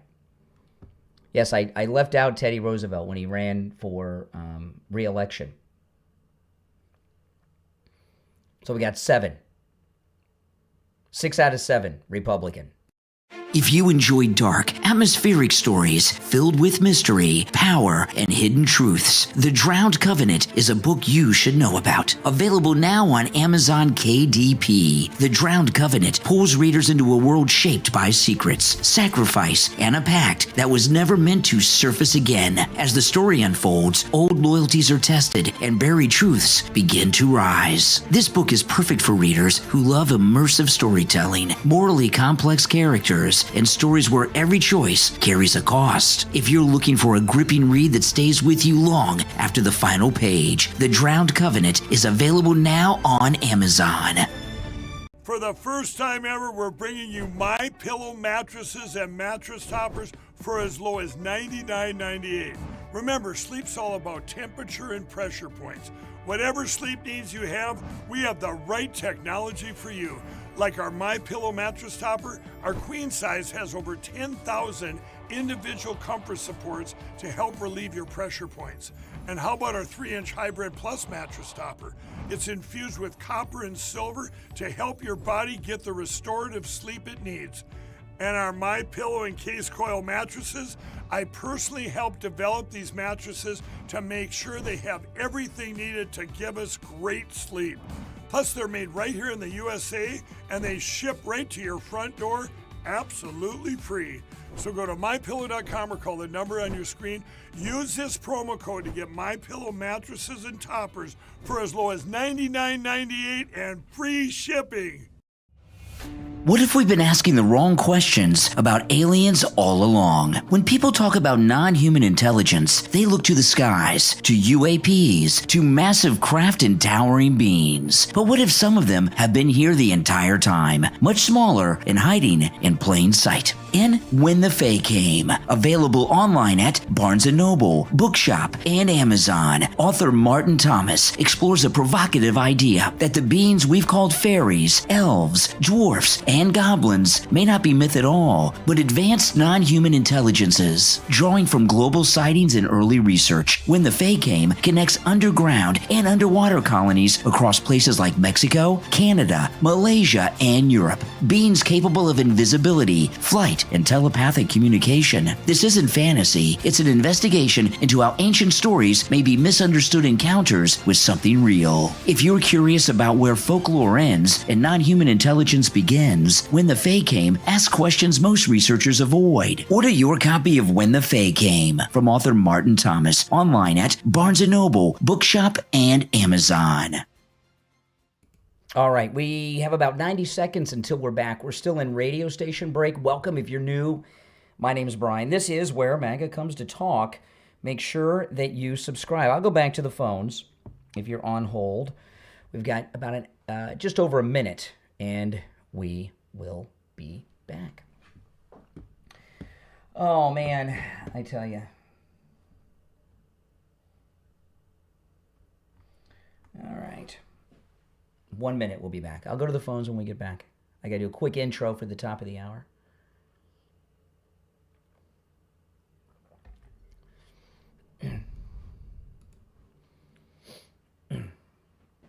Less than a minute. We'll be back in less than a minute.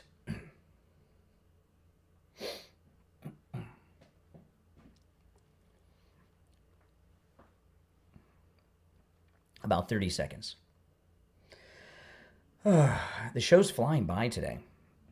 You know, most people, it's like the last caller, they're liberal just because they're not educated on the world. They're like these Olympians. They're brainwashed in the public education and university system.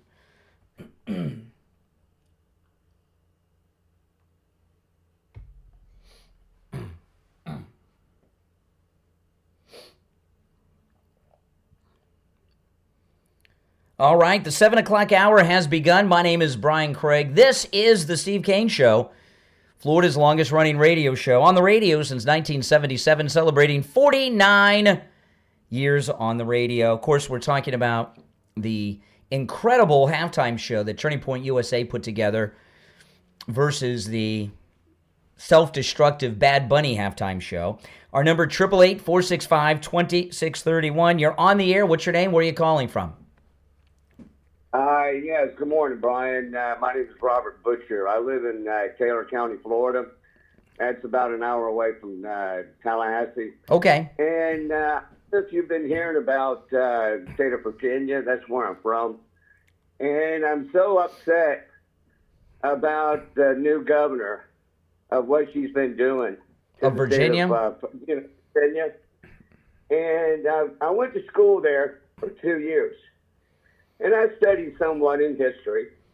And I'm kind of concerned that how can a far-left Democrat can ruin the state of Virginia, and knowing the fact that Donald Trump, I voted for him 3 times, okay, because I am a conservative, and I'm just upset to the point that he has a lot on his plate, but he needs to point a finger to my state.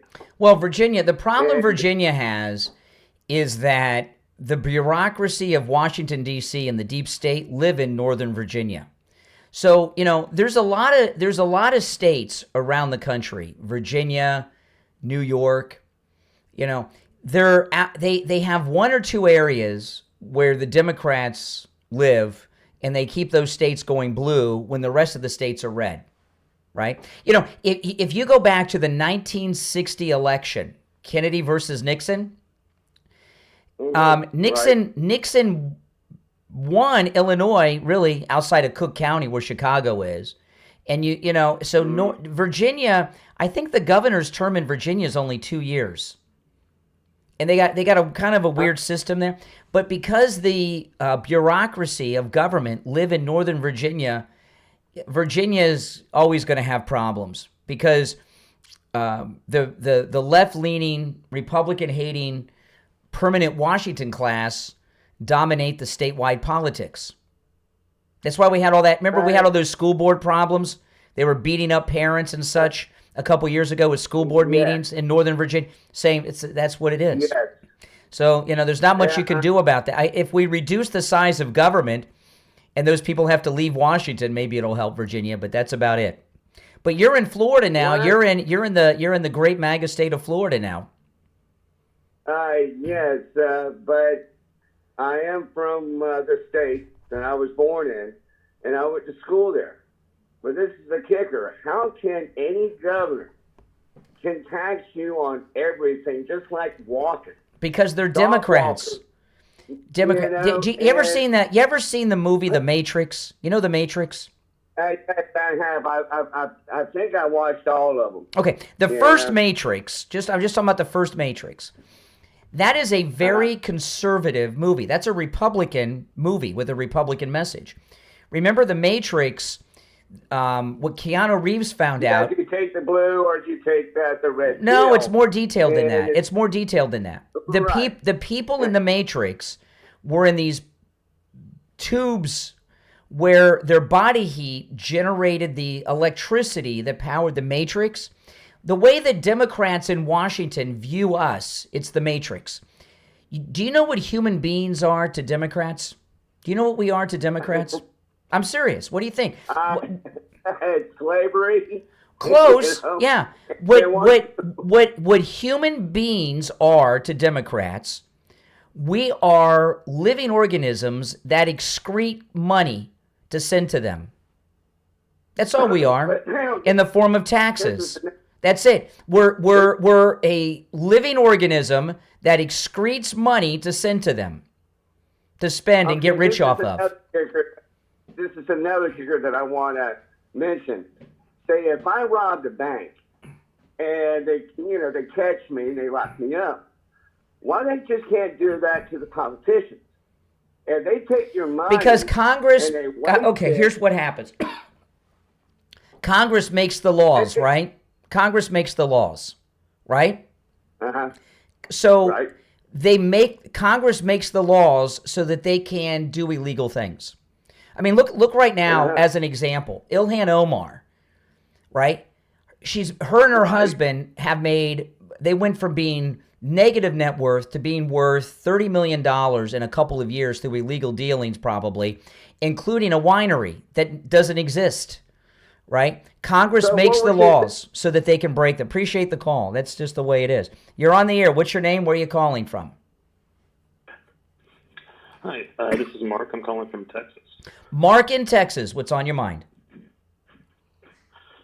Well, I don't know what the recent topic was because while I was on hold. Okay. Well, what did you when you hear the called mic. in? What prompted you to call me?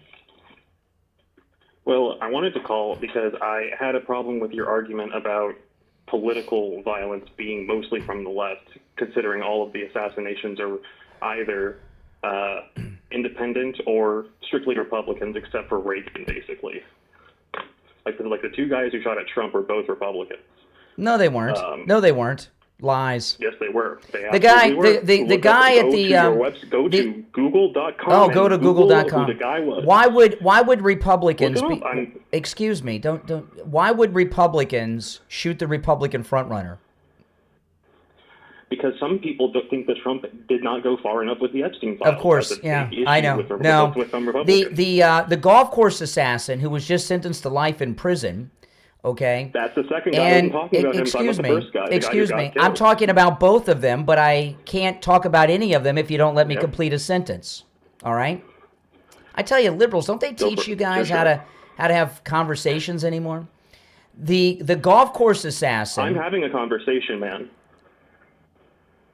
The golf course. Do you only speak when someone else is speaking? I bet you with your mouth open too. I'm waiting for you to talk. Yeah. Listen, The man, golf course- You're really bad at this, so I'm going to try to help you out. No, you're The not guy going to at the help me golf with course- anything. You're on hold. The golf If course. he Excuse was me. either- If you interrupt me again, I'm going to hang up on you. I'm trying to respond to your nonsense. fair Okay. enough.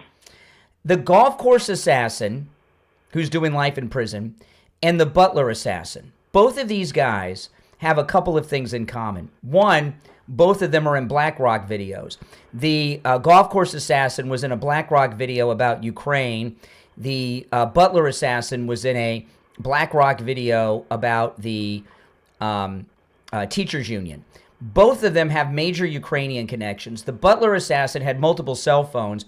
One of them had phone numbers that he had been calling in Ukraine. The golf course assassin, not only had he been to Ukraine, he was a recruiter working for the government of Ukraine, trying to recruit American veterans to fight as mercenaries for Ukraine. Neither of these guys I think he was were an American, Republicans. And the Butler assassin, They were said, both excuse me, American the citizens. Butler, well, all the presidential assassins have been American citizens. The Butler assassin's parents were Republican. So, just like the Charlie Kirk assassin, his parents were Republican, okay?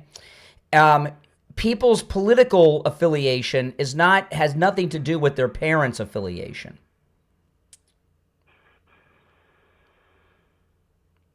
Sure. Is that on your talking points? Did you want to flip over? You're trying to find the talking point answer to what I said? Both of these assassins have Ukrainian connections, BlackRock connections as well. That still is not disregarding the point that the only person you can point to as a leftist who does major political violence in American history was the guy who shot at Reagan. And no one else, like the guy who shot at Lincoln, was a Confederate sympathizer who wanted to... A Democrat. John Wilkes Booth was a Democrat. Oh, my God. He was a Democrat. John Wilkes Booth was a Democrat. The last history book you read was when you had to read a history book in high school. I have a degree in history Yes, from but back then, college. the Democrats I were hold Confederate I hold a college degree in history. I don't care. I also have a college degree, but that means you can still be wrong about stuff. Yeah. Well, mine actually did some good. I learned some things. Democrats, just because they are called Democrats, they are ideologically closer to Republicans today. Really? They want limited government. Lincoln was a Republican. John Will, excuse me.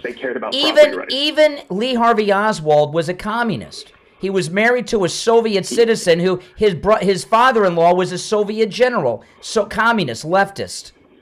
Even Kennedy was shot by a leftist. Yeah, and then he killed it. But then he killed a Democrat president, right? Why would a Democrat kill it if he's a communist? What I'm telling you is the violence. Why would he kill Kennedy? Predominantly, the violence comes from the left. Even right now in Minneapolis, The violence Well, is coming from the left. How about the political violence of the KKK or the police? During the time, okay, during the time when the KKK was involved in political violence, they were committing political violence against Republicans. Blacks were Republican then. Who were the liberals back then? No. Back then, Republicans No, were they weren't the liberal. They were Democrats. Of the American The Klan and you're talking about the Klan in the 20s through the 60s. They were Democrats who were trying to stop blacks from voting Republican. Well, the first time it was the Where'd you go to college? The first instance. Where'd you go to college? I went to UT, man. What's UT? University of Transgenderism? What's UT? University of Texas. Man. Oh. Well, I can't believe they're teaching you this crap in Texas. I gotta run for a break, but I appreciate the call. Oh my goodness. Oh, listen, it's the day after the Super Bowl. Did you wake up in pain today? Go see Dr. Philip Appleton. Take advantage of his robotic laser away pain treatment. You know, Dr. Appleton offers free consultations. Go see Dr. Appleton and let Dr. Appleton tell you what his robotic laser away pain treatment can do for you. He's rid me of pain 7 times. With the laser away pain treatment, there's no injections, no drugs, no surgery, no downtime, no pills, no medications. It works on every type of pain I've ever heard of and more. You know, I meet listeners all the time, all over the place. It's a funny thing with listeners who go see Dr. Appleton. And I know when they're coming up to me that they're patients of Dr. Appleton. And the reason I know, when they walk up to me, they all have their hand on a part of their body. Sometimes it's their hip, sometimes it's their neck, sometimes it's their shoulders, their elbow. And they walk up to me with their hand on a part of their body. Sometimes it's their knee, and they're walking up with their knee, a hand on their knee, and they're kind of like bent over. And the reason they do that is they'll tell me, I used to hurt here, and now I'm pain-free. Thanks to Dr. Appleton. I'm glad I listened to you, Brian. Yeah, it happens all the time. His laser away pain treatment works. Call Dr. Appleton. Not only are the consultations free, but appointments are not necessary, and walk-ins are welcome, because Dr. Appleton knows that when you're suffering in pain, you need help, and you need it now. Give him a call, 954-973-0710. Stop living in pain. You don't have to. 954-973-0710. 954-973-0710. And online, AppletonCairo.com. We'll be right back.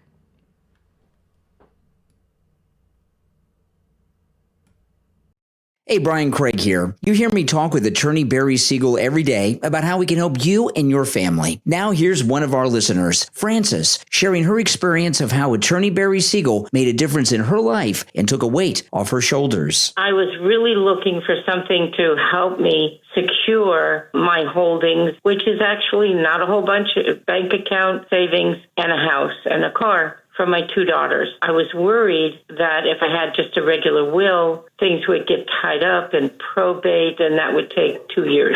So I heard on the radio about Barry Siegel, the attorney. I gave them a call, and immediately they were so kind. They were so nice. They assured me that they could help. I went over there, and they sat with me, and we went over everything. And I ended up with this wonderful trust for my 2 daughters. So if something does happen to me, things just turn over to them, and it'll make it so much easier for them. And it took a great load off of my mind as to how I would take care of my 2 daughters.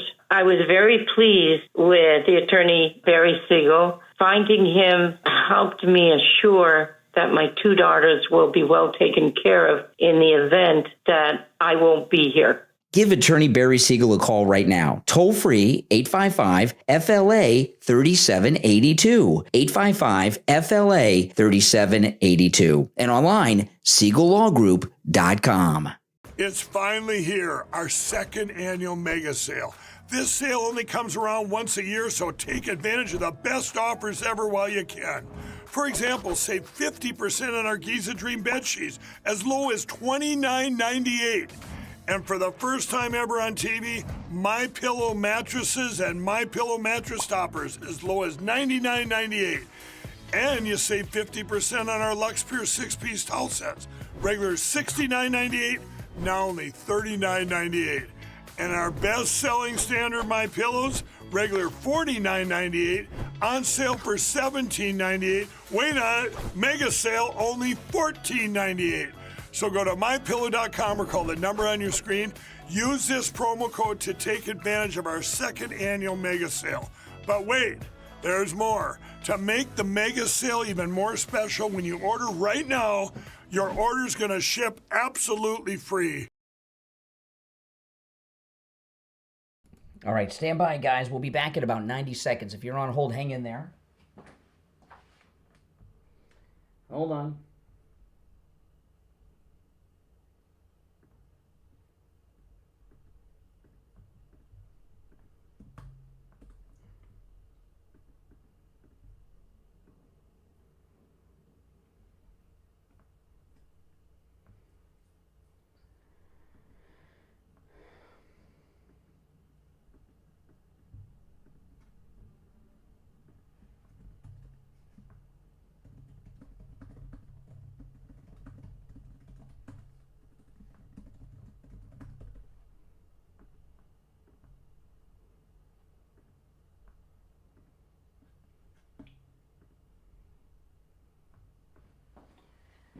Okay, stand by. 22. We got about 30 seconds and we'll be back. All right.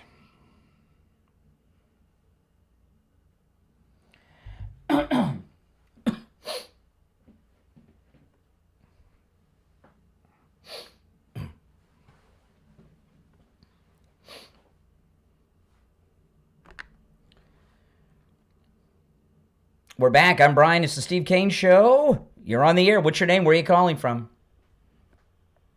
Oh, hello. How you doing, Mr. Craig? I'm Austin from California. Austin in California. I am doing well. How are you? I'm doing pretty good. Get ready for my morning. So, you're talking about the Super Bowl, right? That's the topic of discussion. Well, we're talking about this. Revelations. We're talking about the great favor Roger Goodell and the NFL did, helping the MAGA movement gain some steam in this midterm election season. I don't know if it's much of a movement now. I mean, you're wearing the hat of a fucking pedophile. There we go. All right, first one of the day, Mike. Oh, my goodness. Oh, my goodness. I tell you, if you're on hold, stand by while we wait for the delay to re-engage. You know, I wonder when we talk to liberals, how, what percentage of them do we have to use the dump button for because they use the they use the language? I don't know. Maybe one day we'll do a study on that. You know, one thing about this program, this program, we have always offered something that is so rare. No matter what your political affiliation is, you can call us live on the air and call us out on the carpet on anything. You know, and it's live, and the calls are unvetted and unscreened. And you see, liberals can't handle any privilege. But you know, the thing about the left is they have no arguments. They hardly have a party left. You know, the caller before the break, you know, one of the biggest brainwashing things that the left have been very successful in doing is brainwashing so many people to think that those evil racists that were Democrats all became Republicans, and all the good people all became Democrats. They did this party switch, which never happened. And they like to tell you that it happened, but it didn't happen. But they believe it's true. And what happens on this program with liberals when they call in, especially those that are new, for the first time in their life, they're confronted with reality, and they just can't handle it. So they do things like that last caller just did. I saw this story today. I couldn't believe this. Listen to this. Veteran police officer in Georgia fired after telling a biological male to stay out of the women's bathroom. This story is in the Gateway Pundit. By the way, all the stories I cover are on my X, Brian Craig Show on X. If you go to X, you can get all of my show prep. Listen to this. A Georgia police officer who responded to a plea from a mother with 2 kids to ban a man from a public library bathroom has been fired. Former police officer Glenn Weaver was axed from the DeKalb County Police Department, according to the Center Square. This October incident at the Tucker Reed H. Coffer Library in Tucker, Georgia began when a woman with 2 children complained to a security guard that a man was in the bathroom. The man was transgendered and claimed that the officer told him, "That's the women's restroom and you're not a woman." That's obvious. The transgendered person complained. The complaint went through channels. It reached the top of the police department, which sent back down a directive to fire the officer, even though the department has a policy that says a first infraction requires only a reprimand. And I've seen the video of the so-called transgendered person.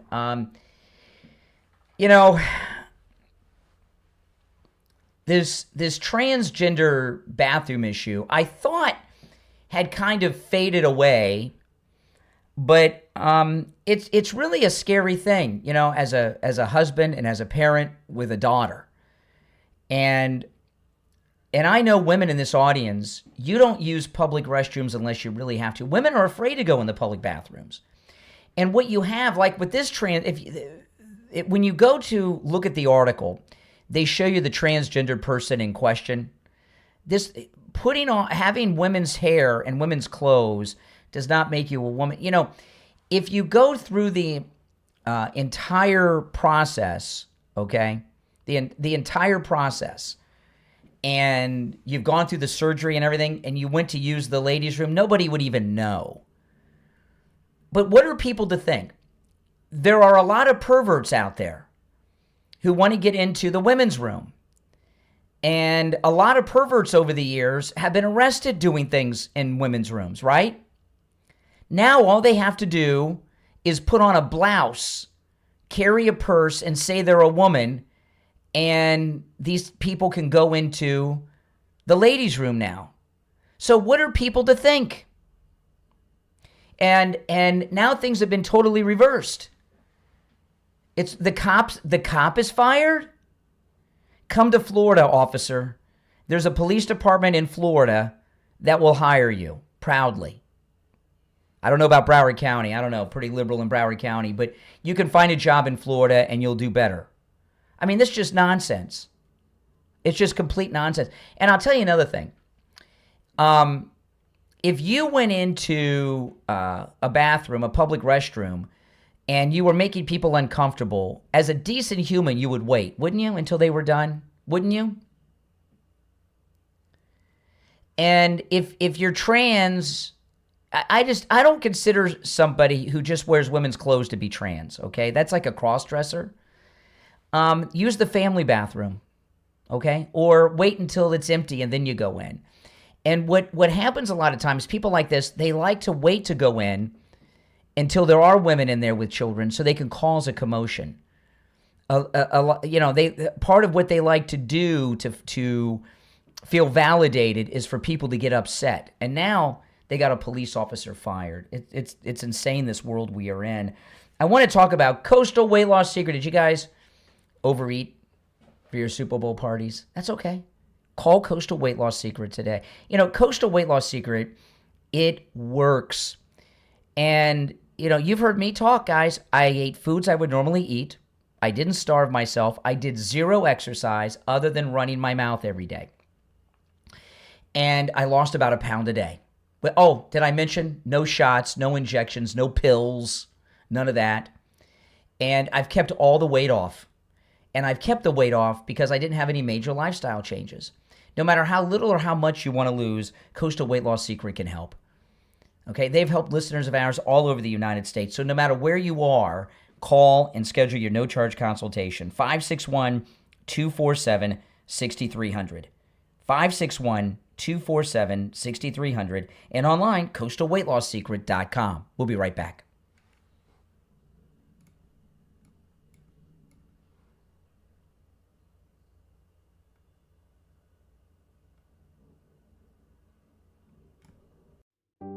Transform your home with Attella. From sleek furniture that elevates your living space to smart tech gadgets and luxury pet essentials, Attella has everything to create a home that feels both modern and welcoming. Discover unique bathroom collections, outdoor patio solutions, and curated decor that brings style with practicality. Head over to the website Attella.com. Enter AUTELLA.com and see how your space can reach the next level. Attella. Design, comfort, and modern living in perfect harmony.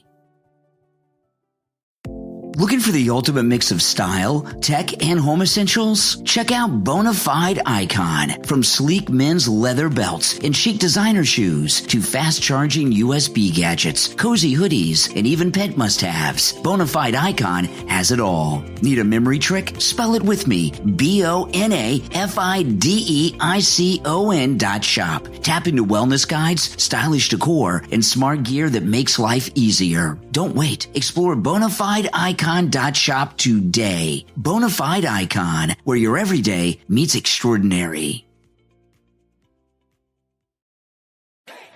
Discover a world of wellness, fashion, home essentials, tech gadgets, educational toys, and lifestyle guides at Ellis Terra. From stress-free solutions to stylish accessories, practical tools, and smart living upgrades, Ellis Terra makes finding what you love effortless. Simply enter ELISTARA.com and explore a curated collection that inspires, entertains, and simplifies your daily life. Experience the variety and style waiting for you at EllisTerra.com today. Ellis Terra, curated finds, inspired living.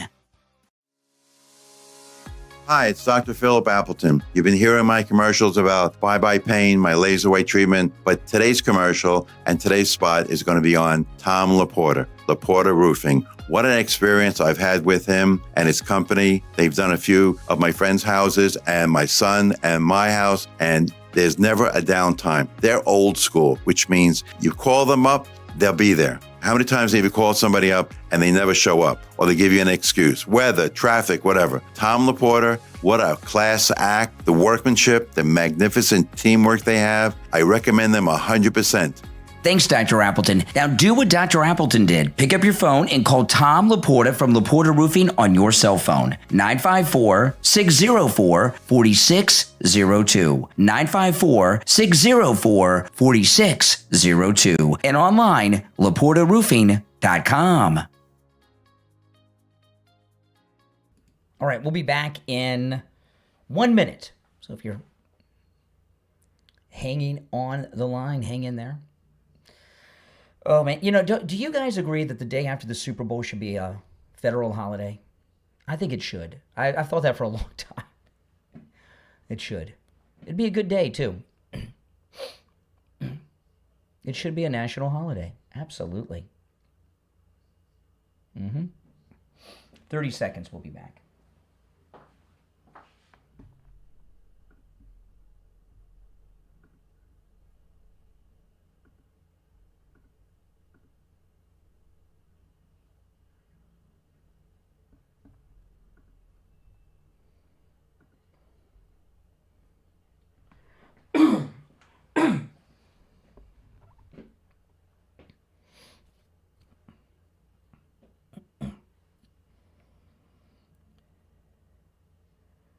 All right, we're back. Callers on hold. You stand by. We'll go back to the phones in just a bit. There's a couple of the stories I want to mention before we go back to the phones. This one is an unbelievable. By the way, I'll throw this out there to you guys.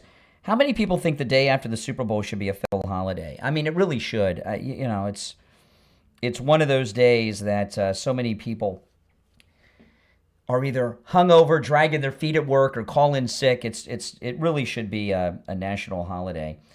All this talk, DEI didn't earn it. DEI, it is a rebranding of affirmative action. It's like climate change. They used to call it global warming, and then there were some cold winters, so they rechanged. Well, we're going to... The cold, that has nothing to do with global warming. We're talking about climate. You're talking about weather, so they changed the name to climate change. Affirmative action's very negative, so they changed it to DEI. Didn't earn it. but it's affirmative action by another name. And we've got some information out, and this one's pretty scary. Any of you fly? Affirmative action quotas in question, which is, DEI, as female minority pilots caused half of pilot error crashes. Daniel Huff, a former White House lawyer, noted in a recent analysis that the drive towards diversity and inclusion in the airline industry has put passengers at risk. We had 2 crashes last year that were high profile that totally evaporated from the news. The military helicopter accident in D.C. and that plane that landed that flipped over, and both of those were female pilots.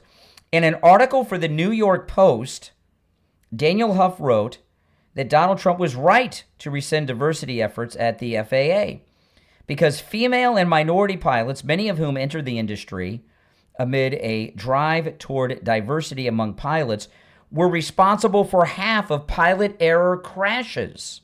So if the minority is responsible for half of something, that tells you that their responsibility is way out of whack compared to their numbers, right? Despite making up 10% of pilots, they were responsible for 4 out of 8 such crashes since 2000. So 10% of the pilots were responsible for 80% of the crashes. And because you have a 25-year period for the study, that's a scientific study, right? Many years. Many years. A few times they occur. It goes on. It's not that women and minorities are inherently unable to fly planes, but in practice, pressure for affirmative action too often leads airlines to lower their standards to meet quotas. The attorney referenced the 2019 Atlas air crash as an example.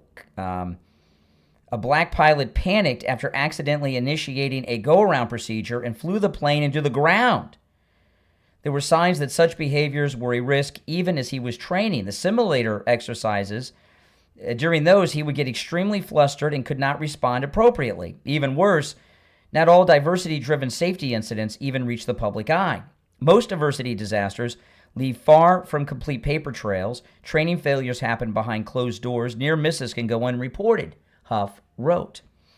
And because it's not just that the quotas are getting companies to lower their standards, people are afraid of reporting, like if they have a pilot who's a diversity quota, they're afraid to not pass them because they don't want to be branded a racist. Like this cop that wouldn't let the guy go to the ladies' room got fired. A lot of these flight instructors are afraid if they wash them out, they'll be deemed a racist and be fired. So they do social promotions. It's bad enough when they were doing social promotions in high school and college, but to do it for pilots, whew. Crashes can be blamed on mechanical failure, understaffing, or other politically accepted causes. It goes on and on. Despite Trump's moves to encourage merit-based hiring of pilots and other air traffic personnel, major carriers insist on prioritizing diversity. A senior Delta executive said in a January 2025 talk that they are steadfast with respect to diversity, which is critical to their business. United wants half of graduates to be women or minorities, while Southwest still commits to recruit, hire, and retain a diverse and inclusive workforce. Huff contended that airlines have a moral duty to put passenger safety first. Yeah. Since they lack the courage, the administration needs a strong enforcer to impose merit-first hiring before the next crash, he advised. This is... It's bad enough when affirmative action was used in hiring practices for, school teachers and jobs like this. But when you're talking about an airline, you are putting you and whoever in your family flies life in the hands of these pilots. And these standards have been lowered so much. One of the things, Charlie Kirk got a lot of criticism about this. Think about this. Would you fly on a plane that had paint? They put messages on the side of aircraft all the time. Would you fly on a plane if they had painted on the side of the aircraft this plane flown by DEI pilots? Would you? If it said this plane flown by and crewed by DEI pilots, would you get on that plane? You know, I don't care anything about the pilot other than that they're a top pilot. And sadly, this has changed. When I have flown and flown even internationally, I always fly on U.S.-based aircraft. And the reason I've always done that, and sadly because of this, it's not the case anymore, but the way it used to operate, if you were flying on a U.S.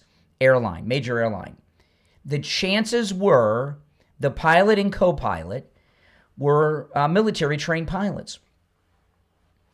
And that's what you want, right? You want U.S. military-trained pilots because we have the best pilots in the world, and they retire from the military, want to cash out and make a good living with the airlines. You know that they have been trained in every possible, not only trained at the upper level, to get to that training, all the lower level people that weren't qualified got washed out. So only the top pilots become military pilots, and they get the best training in the world in every possible scenario. That's who you want flying on a commercial jet with you and your family. And I've had a lot of friends that told me that. Only fly on American airlines. I don't mean American. I mean airlines that are American companies with U.S. pilots, because most of them are military trained by the U.S. military. Well, that's not the case anymore, you know? And I watch a lot of airline pilots for major airlines all over the world have YouTube channels. And they're more YouTubers than they are pilots, and they show their landings and takeoffs. I watch a lot of these, and some of them go through their stories. A lot of these pilots now come up through local flight schools, not the military, which is very concerning. I used to really like flying those smaller commuter jets. Sometimes I would get on a smaller commuter jet that would fly me to like Charlottesville or something. And they'd be like 40, 50 passenger commuter jets. But I try to avoid that now, because when you do that, you may have some local flight school pilot as opposed to a military pilot. But now with the DEI, it's gotten out of control. And when there are these accidents with DEI pilots, like the helicopter crash in D.C. and the airline crash, wasn't that in Toronto with a DEI female pilot, where she landed kind of crooked and flipped the plane upside down? When it's a DEI hire, they really brush it under the rug and cover it up for a number of reasons. The people involved don't want the affirmative action DEI programs to get the blame, which they are the blame. And they also are afraid people will lose confidence in the airline industry. You know, after 9/11, I used to fly a lot before 9/11, and after 9/11, I've never really gone back to flying as much as I used to. And rarely do I fly sober. I go to the airport lounge, and you know, if you can go to an airport lounge, the drinks are free. So I have a few drinks before I fly, even if I'm flying first thing in the morning, because I just don't like flying. And I finally got over that. After many years after 9/11, where I wasn't so afraid. But now with these DEI pilots, it's just as terrifying as ever, right? I mean, it's the kind of terror flying that I felt after 9/11. You know, and I don't think I'm alone in that. And there's a simple solution to it. Only have the best top qualified people make it to become pilots. If they can't make it, let them be flight attendants, okay? Nothing against flight attendants, but I would rather the DEI practices be used for flight attendants and not the pilots, wouldn't you? I could live with DEI hire flight attendants, but not pilots and not mechanics and not air traffic controllers. I want to remind you guys that the mega sale at MyPillow continues with our promo code KANE at checkout, KANE, at MyPillow.com. Now, you know how great all these MyPillow products are. I don't have to tell you, but this I do have to tell you about. It's free shipping. on every order during the mega sale right now. Free shipping on every order. This is for a very limited time and will end without notice. So take advantage. Do all your shopping, not just Valentine's, but Mother's Day will be here before you know it. Father's Day will be here before you know it, or maybe just for yourself. And by the way, it's free shipping on every order, no matter how small or no matter how large, whether it's a mattress or you're buying a set of towels. It is free shipping on every order with our promo code Kane at checkout, Kane, at mypillow.com. You can also order by phone, toll free, 1-800-716-4879. 1-800-716-4879. Promo code Kane, Kane. We'll be right back.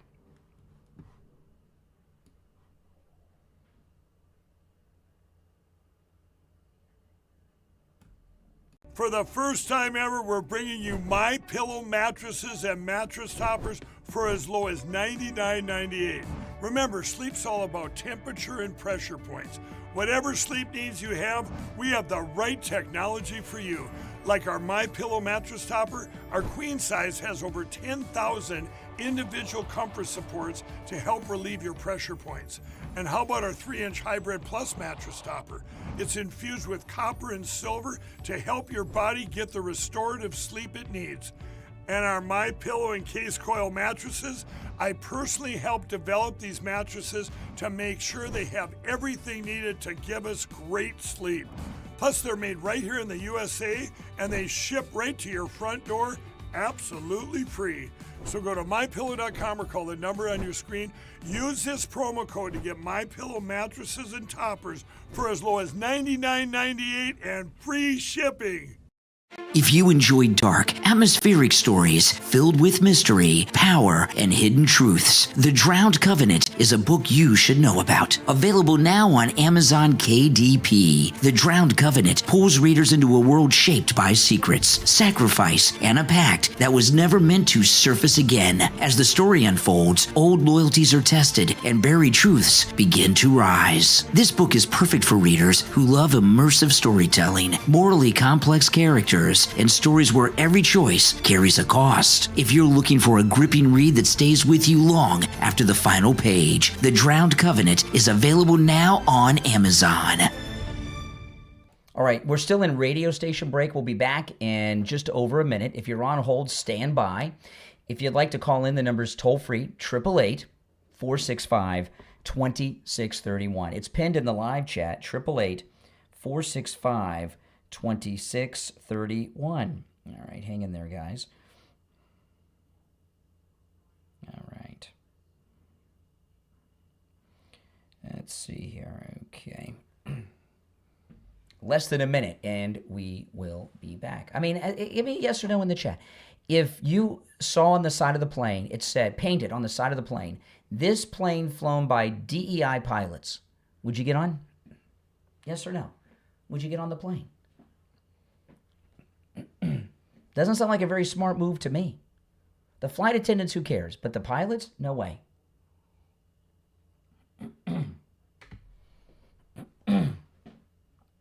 No way.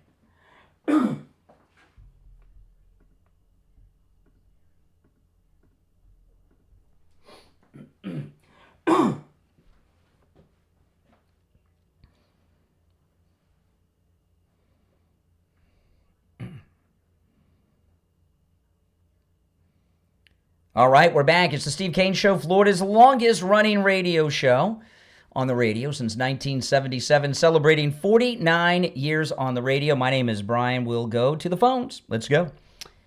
Hold on there. All right. You're on the air. What's your name? Where are you calling from? Hey, Brian, it's Bob from Pompano Beach. Hey, Bob, what's up? Hey, you know, I mean, I don't sugarcoat anything. You know, you're so right. I mean, this affirmative action, or what they call it now, DEI, it's just ridiculous. I mean, it starts from the top. I mean, you remember President Biden when he wanted to pack the court and said, I only want a woman, and she has to be black. Yes. Okay? And that was with Kajani, okay? Well, if you're not a woman and you're not black and you have more merit than she did with qualifications, you didn't get the job. Yeah. That's exactly right. That's the way it works. And it happened with me back in the 70s. when I grew up in Bayside, Queens. I wanted to go to Queens College. I had an 84 average. I come to find out there was an acronym called the SEEK program, where it was for disadvantaged students, minorities, okay? So I found out they accepted the very high students at Queens College at 90% and the very low students. Okay? Yeah. And I got locked out. Yeah. Okay? Is that fair? Is that fair? And I worked hard in high school and on merit to get a B+ average. Yeah. I mean, are you kidding me with this? Yeah. I still remember it after 45, 50 years. And it's not right. Well, when you talk about the airlines, when half of crashes are from 10% of the pilots, that tells you something. DEI can get you killed. Absolutely. That's what it tells you. But this is the mentality of the country, is like you have a president that did what he did, and nobody said anything about it. Mm-hmm. That's right. All right, well, appreciate the call. Yep. All right, you take care. Have a great day. All right, let's go. You're on the air. What's your name? Where are you calling from? This is Larry from the St. Paul area. All right. Valley, Minnesota. Hey, how's it Good going? morning. How's it going, Larry? Not bad. Hey, you're 100% right on that DEI stuff. Nobody wants to work for anything anymore. It's just going to cause people to get hurt. Yeah. Yeah. Things are going pretty good in the Minneapolis-St. Paul area now. You know, Tom Homan and President Trump have gotten so many of these murderers and rapists out with the ICE deportations. It's made it a much better place to live. Seems to be a little smoother. I rarely go into the city, though. I try to stay clear of that madhouse. Well, how can you make it smoother when, you know, the Democrats are attacking federal agents? What are the federal agents supposed to do? Let the murderers and rapists go free? That's right. Yeah, they need to do something. I'm telling you, it's all out of order up there. I tell you what. Mm-hmm. Yeah, if people start working for what they got, at least sucking their way into the jobs like you did before, you cocksucker. Yeah, isn't that nice? Boom, boom, boom. Second one of the day, Mike. I was waiting. I knew that guy. Second one of the day. Oh, my goodness. That's a new one. I knew he was going somewhere. I just didn't quite know where, and that's one I've not heard before. Oh, man. You know, on our control board, I think the dump button is the button that's pushed more than the on and off mic for the microphones. Oh, my goodness. You know, I love it. You know what? It's the amount of time that we have to use the dump button because of the liberals. It's almost like a poll, isn't it? It's a poll. And what I mean is, it's a poll of the pulse of the American people. And the Democrats are losing everything. And what's dawned on them is what I opened the show with today. Bad Bunny and Roger Goodell at the halftime yesterday did such a great gift that they gave the MAGA movement. They really did. Because so many people, even on the day after the Super Bowl, which is almost a holiday in this country, people are being red-pilled by the millions, right? 25 million people as of 1 a.m. Eastern Time had watched the Turning Point USA All-American Halftime Show. And I watched both halftime shows. And what a great halftime show Turning Point USA gave us with Kid Rock. It was amazing. And Jack Posobiec did a good job kicking it off, I must say. And then you look at the Bad Bunny, complete in Spanish. You know, what did they do? They woke people up.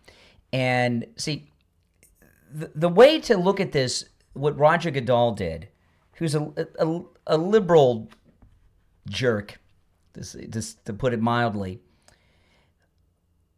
what they were trying to do, this is what I talked about at the beginning of the show at 6. What they were trying to do with that halftime show last night with Bad Bunny was to try to convince the American people that this country is a Hispanic country now.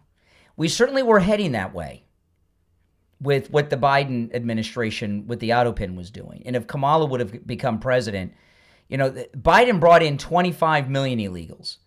If Biden was still president, if Trump would have lost or Kamala became president, they would have taken that as approval of what they were doing, and the floodgates would have been opened. Who knows how many illegals they would have brought in the first year of this 2025. 2025 would have been the largest illegal border crossing year probably in history, and we'd have 4 years of it.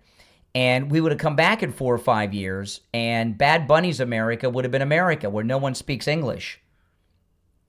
But Trump won, and the deportations have been going on.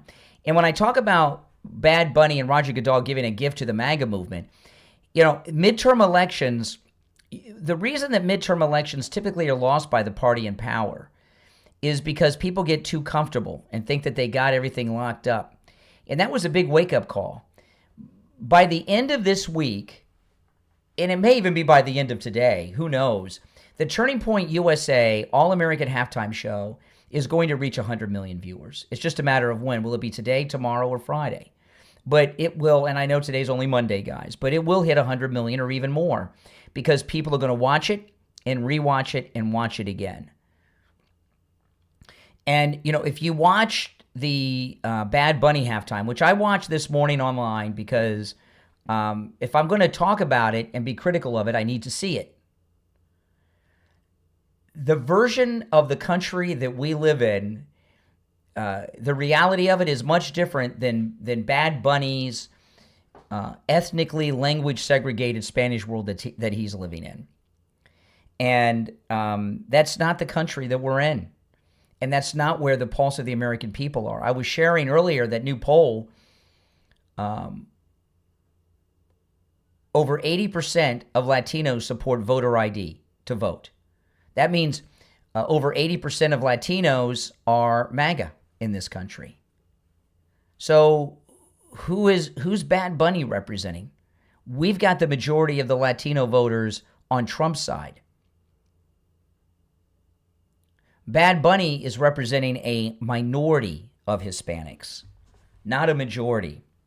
Now, February is American Heart and National Cancer Prevention Month, and I want to talk to you guys about Life Imaging FLA.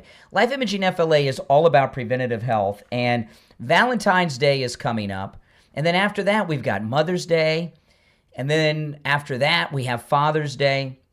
These are very important family days in this country. Valentine's Day, Mother's Day, and Father's Day. Give your family the gift of your life, all right? Life Imaging FLA, go over there for their heart scan. When you're over there, ask about the cancer screening. They have locations in Broward, Palm Beach, and Dade. I've been hearing from listeners live on the air, on the phones on this program, who have found out that they have major heart issues, some blockage, some other heart issues. One listener even found out when he had the cancer screening that he had a cancer. All of them, no symptoms, whether it was the heart or the cancer, no symptoms, and they had these very serious conditions. And because they took my advice and went over to Life Imaging FLA, they caught them before they got worse or they had a heart attack. Call Life Imaging FLA for your free heart scan now with a few minimum requirements, valued at $699. From your cell, call pound 250 and say free heart scan. You'll be connected in seconds. That's pound 250, just say free heart scan, and you'll be connected in seconds. The scan just takes a few short minutes, and you don't have to put on a robe or anything else. I kept all my clothes on, even my watch. All right, so give them a call. All right, if you're on hold, stand by. We'll get back to the phones after the top of the hour. But, you look at this entire weekend with sports, right? We had the halftime show last night, and then we had these American-hating Team USA Olympians that were trashing the ice in the country in Italy on Saturday. That's a big wake-up call for the country. And those Olympic athletes that are trashing the country, they should be removed from the team. They should be removed from the team and have all of their Team USA merch confiscated, including the uniforms. I've never seen such disrespect for the country abroad like that. Two of them were attacking ice. A third Olympian said that gay rights are in danger with Trump. And then there's a fourth athlete who was born and raised in San Francisco, and she's playing for China. She's with the CCP. All of them, those three should be thrown off the team immediately. I looked. We got a break. We'll be back. I lost track of time. I wasn't done with my sentence, but we had the break for the top of the hour. All right. If you're on hold, stand by. We'll get to the calls in just a bit. It's finally here, our second annual mega sale. This sale only comes around once a year, so take advantage of the best offers ever while you can. For example, save 50% on our Giza Dream bed sheets, as low as $29.98. And for the first time ever on TV, MyPillow mattresses and MyPillow mattress toppers as low as $99.98. And you save 50% on our Lux Pure 6-piece towel sets. Regular $69.98, now only $39.98.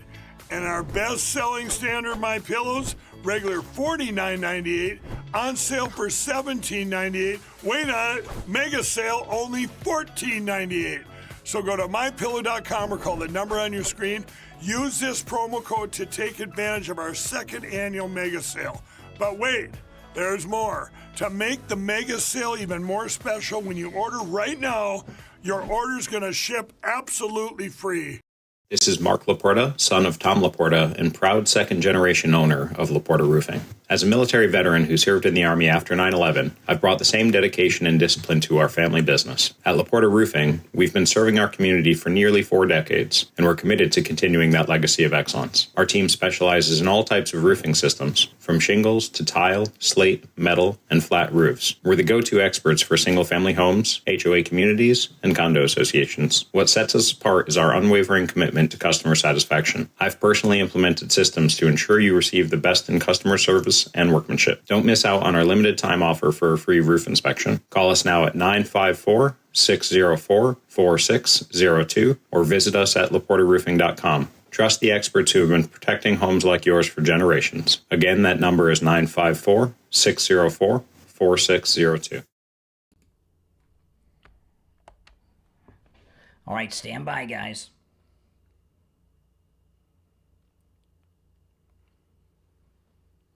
We've got about 90 seconds. All right, Steve, you there? Yeah. All right, we got about 90 seconds and we'll be back. Okay. All right, I'll stand by. I'll be right back.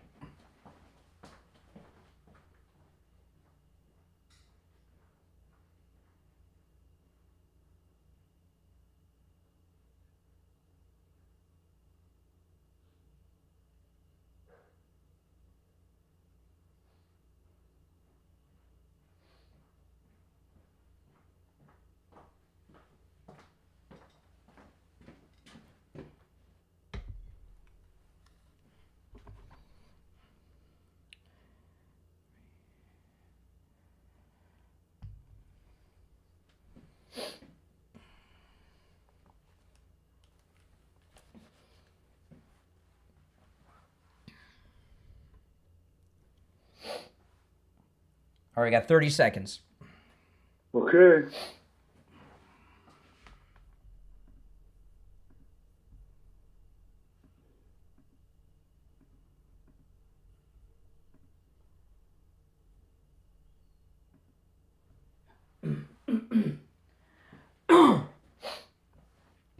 Is this the segment? Stand by, stand by, stand by. Nope.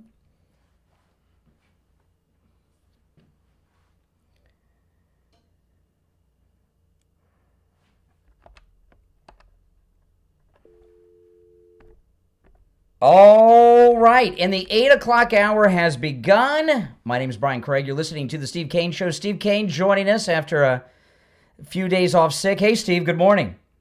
A wild Super Bowl last night. Yes, I did have a winner, so I'm all excited about that. Figured. I knew you, whether or not you were here today depended on if you won or lost. So you won. Well, I don't know. I would have been here either way, but it was nice to win. Always nice to win. Well, I'll tell you who the biggest winner was, though. Was not you. The biggest winner was because of that Bad Bunny halftime show. Was Donald Trump in the MAGA movement for the midterms. Oh, my goodness. The show was magnificent. The All-American show was terrific. That's the one I watched. The Turning Point one was spectacular, yeah. Yes, yeah. With Kid Rock. Brought tears to my eyes. You know, did you see the Bad Bunny halftime show? No, I didn't. I was caught in a quandary there. I watched it this morning online before the show, so can I describe it to you a little bit? Please, I was going to ask you to do that. Okay. First off, it was in 100% Spanish. So most people couldn't understand it, including me, but there were some visuals. And it started off in some field with farmhands working. And Bad Bunny is a field hand who burst out of whatever farm he's working and burst in the song. And then he went through what his version of America is, right? From the illegals working in the fields to a street vendor selling food on the sidewalk to a jeweler that was selling rings and things. It was very strange. And, of course, this was all in Spanish, so it might as well have been a silent movie to me because I couldn't understand what was being said. And between going from street vendors and the fields with the illegals, he had his hand between his legs, grabbing himself the whole time. So I don't know what that was all about. But it was... I watched it because I thought, well, how can I talk about it and be critical if I don't watch it? So I watched it before the show. And I, of course, watched, like you did, the Turning Point USA All-American Halftime Show. And other than Kid Rock, I had not heard of any of those acts or any of their songs. I've never heard any of their music. And the only one But they were great. The music was great. Didn't you like the All-American version? Oh, my goodness. They knocked it out of the park. And maybe I'm wrong about this, but I'll ask you because you're a big music fan. I know. When you hear these musicians that you've never heard of and not heard any of their music, and it knocks it out of the park to you, like, this is incredible, that tells you it is top-tier musical talent every step of the way. I was transfixed. It was absolutely magnificent. In fact, it motivated me. I think I'm going to go home after the show later today and watch for the 14th time Nashville, the movie, Robert Altman, the greatest American movie of all time. Yeah. And if you like country music, that's the movie to look at. That I don't even other than Kid Rock, I don't even know their names, but I'm going to know them by the end of the day and get the music. The first guy that started, he was incredible. I'm not even a big country music fan, and I was like, wow, this is like a great. Yeah, it was. They were magnificent. Yeah, it was. It was, and you know, tears to my eyes. It was, and I don't know. Would you? I guess doing the event in itself was political because it was a response to what Roger Goodell did with the NFL.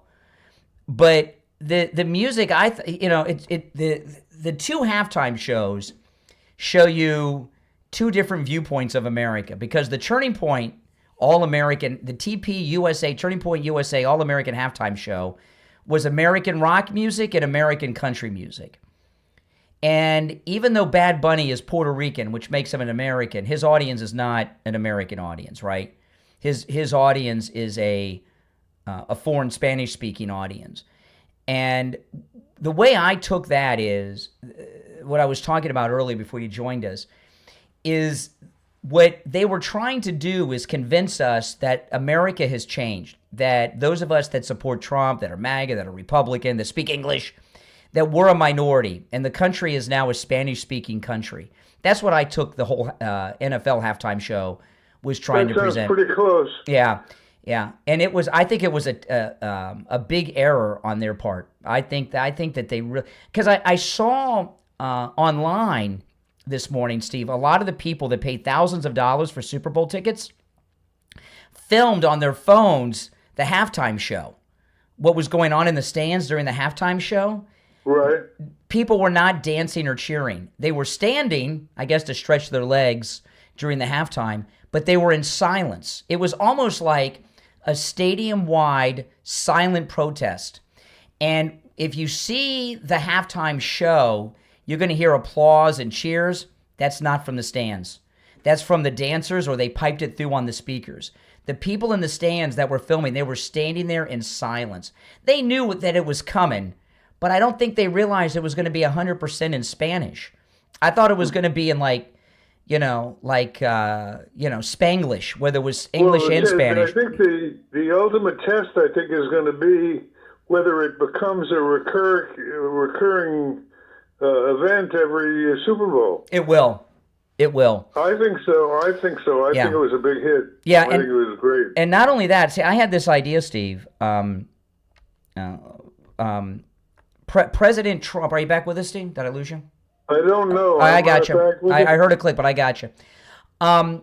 President Trump is bringing the rallies back for the midterms, and he's going to rally like he would during the presidential election season. So it's going to be nonstop rallies going on, right? Wouldn't it be great if the opening act was the Turning Point USA All-American Halftime Show for the Trump rallies, like we saw last night? The rallies would go, we would have the biggest Trump rallies we've ever had if they did that.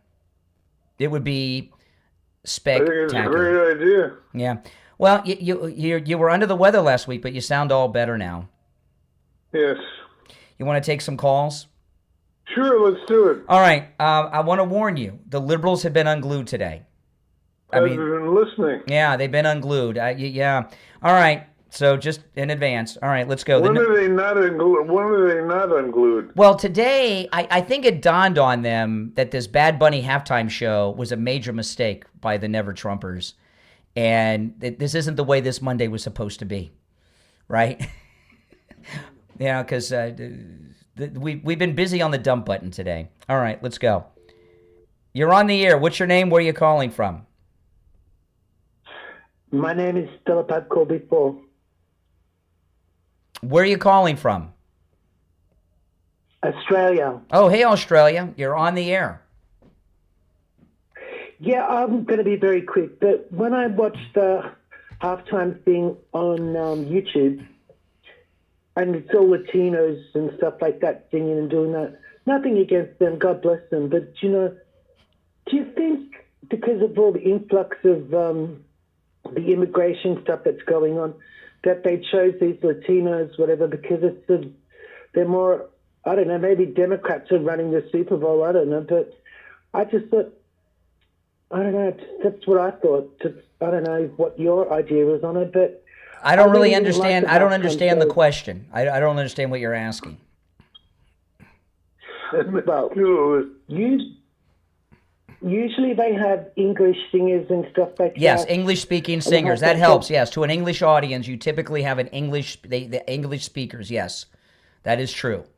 They did have Lady Gaga, but I'm just wondering if it has anything to do with the whole ice thing and stuff like that. That's why they put... Okay, yeah. You're in the land down under, so you're not up to speed. Yeah, Bad Bunny, who's Puerto Rican, which is a U.S. territory, so he is a very vocal anti-ICE person. So he was chosen to perform there to make a stance against ICE. That is true. All right, appreciate the call. We have a lot of listeners, Steve, in Australia. We really should, maybe we should do an appearance in Australia sometime. You want to go down there with me? Sounds good to me. Yeah, maybe we'll do a cruise out of Sydney. All right, I'm going to put you and everyone on hold. And, I want to tell everyone about Jamie Levac over at Swift Tax. It's tax season, and Jamie Levac can help you with your taxes no matter where you are located. He's located in Broward County, but you don't have to go to his office even if you're local. You can handle everything over the phone with Jamie Levac. But no matter where you are in the United States, Jamie Levac at Swift Tax can help you with your taxes. Give him a call, 954-773-1587. You can call or text. This number rings directly to Jamie Levac, 954-773-1587, 954-773-1587. We'll be right back.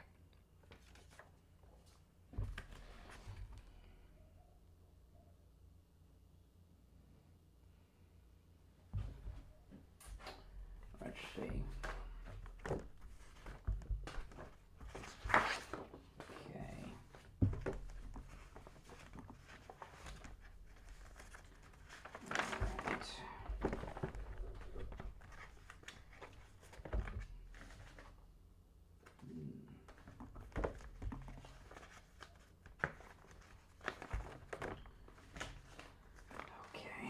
If you're on hold, stand by, guys.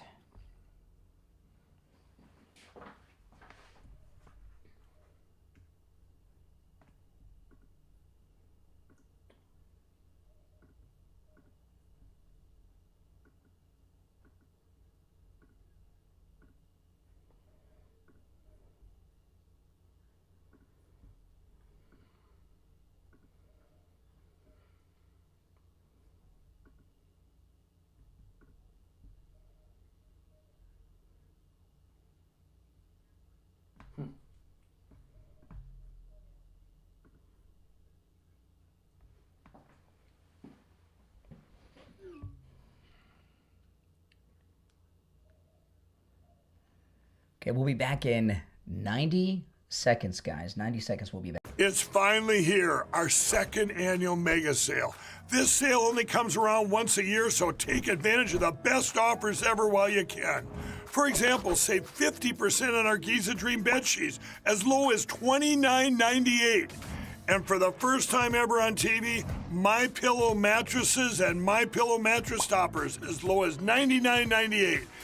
And you save 50% on our Lux Pure 6-piece towel sets. Regular $69.98, now only $39.98.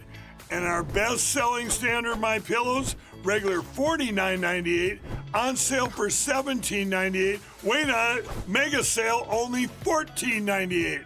So go to mypillow.com or call the number on your screen. Use this promo code to take advantage of our second annual mega sale. But wait, there's more. To make the mega sale even more special, when you order right now, your order's going to ship absolutely free. All right, we have just over 30 seconds. All right, Steve, you there? Yes, I am. We got 30 seconds. Okay.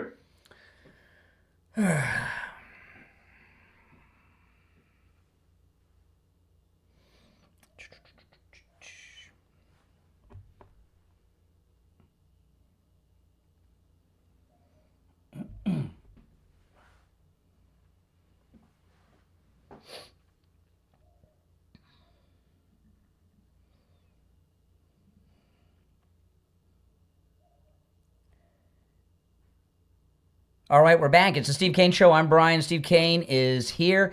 You know, at 1 a.m. was the last official count I saw for the views of the Turning Point USA halftime, and it was at 25 million. And that did not include the TV numbers. So, is there any contrasting number with the other show? Well, the other one, the only numbers I've seen include the whole Super Bowl. Right? So I haven't seen any isolated Super Bowl halftime numbers. So there is nothing to compare it to right now. But I'm sure there will later today. But see, the thing with the Turning Point halftime show is that viewership is going to grow as the day goes on and the week goes on. Because everyone's... especially if it becomes a regular feature of the halftime show. Oh, I'm sure it will. That's the main thing as to whether I would think so. I would think so. I would think so. Yeah, it's gonna. But we're gonna hit 100 million on that Turning Point. If not today, certainly by the end of the week, it's gonna hit 100 million. It could happen today. It's hard to say. You know, the day after the Super Bowl is the closest to an American holiday as you can have. You know, I mean, there's not as many cars on the road, and you know, a lot of people call in sick today or have the day off. But by today, tomorrow, the next day, whatever the number today is on the Turning Point halftime is going to be many times that. And that's like a poll. You know, it's a hard thing. You got to go out of your way to see it. You can't compare the numbers of that to the Bad Bunny halftime because you've got, you know, over 50 years of American tradition watching that, right?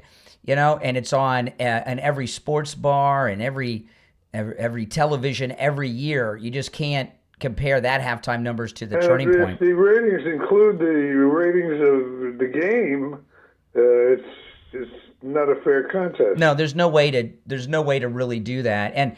And by the end of the week, whatever the numbers they give us, by the end of the week, I would guess the Turning Point will come close to equaling or even have more over the course of the week because so many people are not only going to watch it, they're going to share it on their social media. You know, it's the Bad Bunny is a one-time thing. Last night, a little bit today, people will watch it, not that many. But the Turning Point, there's a buzz about it. Oh, I missed that. I got to go see it. Wow, these guys are amazing. Let me watch it again. It's that good. And the halftimes that they put up there, most of them are kind of, this one was a special, Roger Goodell giving the middle finger to America. But I've never seen such a positive buzz about a halftime show as I've seen with the Turning Point Kid Rock halftime show. Never. There's been halftimes with controversies, you know, like the one where Michael Jackson was surrounded by young children. That was controversial. Or Janet Jackson with the boob shot. They may use that as an excuse not to run it a second year. Yeah. All right. Well, listen, I'm going to go back to the phones. You're on the air. What's your name? Where are you calling from? Hey, I'm Sam. I'm calling from Pennsylvania. Okay. Hey, Samuel, what's up? Hey, I just wanted to call and say that I understand what you're doing, but, I mean, the hat itself, I just feel like that goes against, I mean, what our Constitution is based off of. You're talking about my Trump 2028 hat? What, the First Amendment, freedom of speech and expression, goes against the Constitution? It is. No, it doesn't. That doesn't innately. But the idea that a government can be so tyrannical that it can arch a founded constitutional activity. Term limits for president is not having founded. No, we didn't have term limits till the 50s. That's not a founding principle. It isn't founding. You are correct. It isn't founding. It was made so that too many, certain people couldn't hold power. Yeah. Well, too long. here's my confusion. My Trump 2028 hat, you say, goes against the Constitution, but the First Amendment of the Constitution, which is a founding principle, talks about free speech and free expression. So I don't understand why my hat is unconstitutional when it's my free speech and expression. How can my free speech and expression be unconstitutional? Your free speech and First Amendment activities are not unconstitutional. It is, however, a little bit of a misnomer because, like I said, term limits, they are a thing. And, I just thought that, Who was in that show last night that's term limited? Well, he doesn't like. I'm wearing a Trump 2020. I'm wearing a Trump 2028 hat, which it's giving him nightmares that President Trump will have a third term. I understand you. Well, he has good reason to be concerned about that. Yeah. All right, hey guy, I appreciate the call. All right. Oh my goodness. There's I tell you the one thing about the Super Bowl I can tell by the liberals, they were drinking a lot because I'm getting calls from a lot of hungover liberals today, Steve. I don't think we've talked to a single liberal that was with it. All right, you want to take some more? You want to take some more calls? Sure, go ahead. All right, here we go. Yeah, you're on the air. What's your name? Where are you calling from? You're on the air. Once, twice. Okay, they thought better of it. I told you, Steve. The liberal, what's happened is if you follow the news. In the aftermath, because the main story in the news today is the Bad Bunny versus the Turning Point halftime shows, right? And the kidnapping. Well, let's talk about that too in a minute, okay? But because we haven't talked about that at all, so I'm curious your theories on it. But if you follow the press coverage of the two halftime shows. All the Bad Bunny stuff is negative. And the Turning Point, that Turning Point could have been a disaster, not just viewer-wise. When I saw who the acts were, I'd not heard of any of them. If the musical acts didn't knock it out of the park so well, it would have been a disaster. So the press coverage has been positive for the Turning Point halftime, negative for the Bad Bunny, and I think it's having an effect on the liberals in our audience. Because they're just, this is not the way this Monday was supposed to be for them. I guess they all seem a little off. All right, let me take another call. Can we talk about the kidnapping after the bottom of the hour? Because you and I haven't talked about that, and I got some theories, and I'm sure you do. All right, let's go. You're on the air. What's your name? What's your name? Where are you calling from? Good morning, gentlemen. Chris from Pompano Beach. Oh, hey, Chris. Hey, Chris. How are you? Long time no hear. Absolutely, yeah. Glad to hear you nice and healthy and contributing. I know you guys are looking forward to that cruise coming up. Oh, are you kidding? I can't wait. That's for sure. But before I put my 2 cents in on the bad decision they made regarding the halftime show, I wanted to comment on that last attempt of the caller about the president. First of all, everyone in America should want the President Trump to have a lifetime appointment because he's doing such a good job. Absolutely. Absolutely. And I wish it was like a Supreme Court thing, a lifetime and like Pope, and that's it. But he really should be more concerned about term limits for those senators that are there forever ruining the country like Schumer or those that were in the House of Representatives for like 30 years, like Barney Frank ruining, those liberals. But yeah, but you mentioned that, and they'll start crying and screaming. You're ready for them to push back. Well, the callers that we have that the Trump 2028 hat triggers, they're mostly men who obviously have father figure issues. They have daddy issues. And Donald Trump, I guess, reminds them of their fathers. There were rules and consequences and expectations. And they're just channeling their daddy issues onto President Trump, kind of like Rosie O'Donnell. Mm-hmm. Exactly. And thanks to liberals, we have entirely too many family and daddy issues. But yes. you can't convince them of that, even though it's right there in their face every day. Yeah.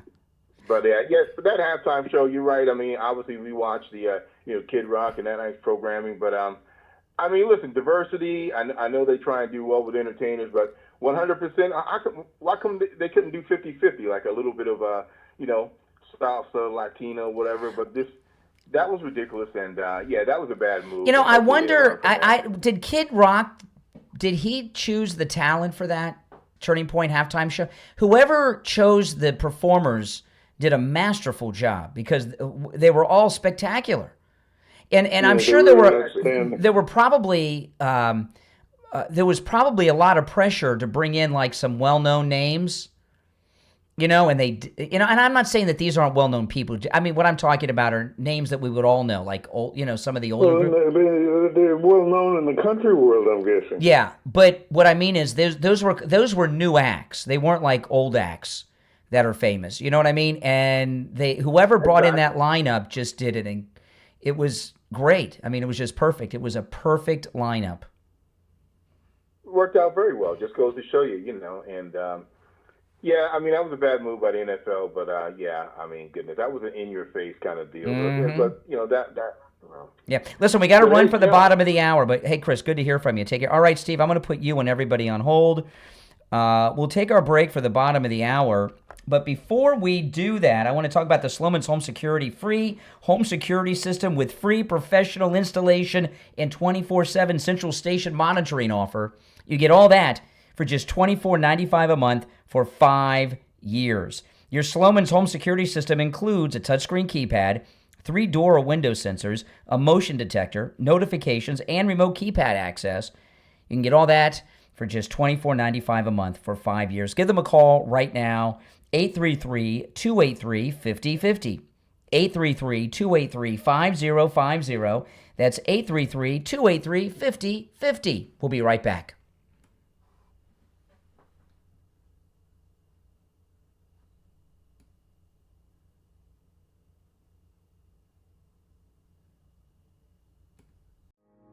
This is Jamie Levac with Swift Tax. With the big, beautiful bill, I can help you with your federal, state, city, and income tax. The Treasury Secretary said that this year, taxpayers will be receiving the biggest refund they've had in years. We at Swift Tax will maximize your refund. Call me now, 954-773-1587. That number rings directly to my cell phone, 954-773-1587. What if we've been asking the wrong questions about aliens all along? When people talk about non-human intelligence, they look to the skies, to UAPs, to massive craft and towering beings. But what if some of them have been here the entire time, much smaller and hiding in plain sight? In When the Fae Came, available online at Barnes & Noble, Bookshop, and Amazon, author Martin Thomas explores a provocative idea that the beings we've called fairies, elves, dwarfs, and goblins may not be myth at all, but advanced non-human intelligences. Drawing from global sightings and early research, When the Fae Came connects underground and underwater colonies across places like Mexico, Canada, Malaysia, and Europe. Beings capable of invisibility, flight, and telepathic communication. This isn't fantasy, it's an investigation into how ancient stories may be misunderstood encounters with something real. If you're curious about where folklore ends and non-human intelligence begins, When the Fae Came asks questions most researchers avoid. Order your copy of When the Fae Came from author Martin Thomas online at Barnes & Noble, Bookshop, and Amazon. We're on the air. What's your name? Where are you calling from? Hey, Brian, this is Hank from Hollywood. How you doing? All right, Hank, what's on your mind? I called Tom Laporta at Tom Laporta Roofing. He sent out Scott. Now, Scott is absolutely the best. Scott and Scott's crew are the absolute best. They gave me a great price. They did the job when they said they were going to do it. They finished the job when they said they were going to do it. The materials they used, absolutely the best. I want to thank Tom. I definitely want to thank Scott, and definitely want to thank Scott's crew. These people are number one, and I just want your listeners to know, Tom Laporta at Tom Laporta Roofing. If you need a new roof, call Tom at Tom Laporta Roofing. You're not going to go wrong. You're not going to be disappointed. Do what Hank did. Call Tom Laporta at Laporta Roofing on his cell phone, 954-604-4602, 954-604-4602, and online, laportaroofing.com. All right, 30 seconds. All right. Yeah, the Democrats that are calling today are brain dead. I mean, they're in shock. All right. You there, Steve? All right, stand by. All right, 15 seconds.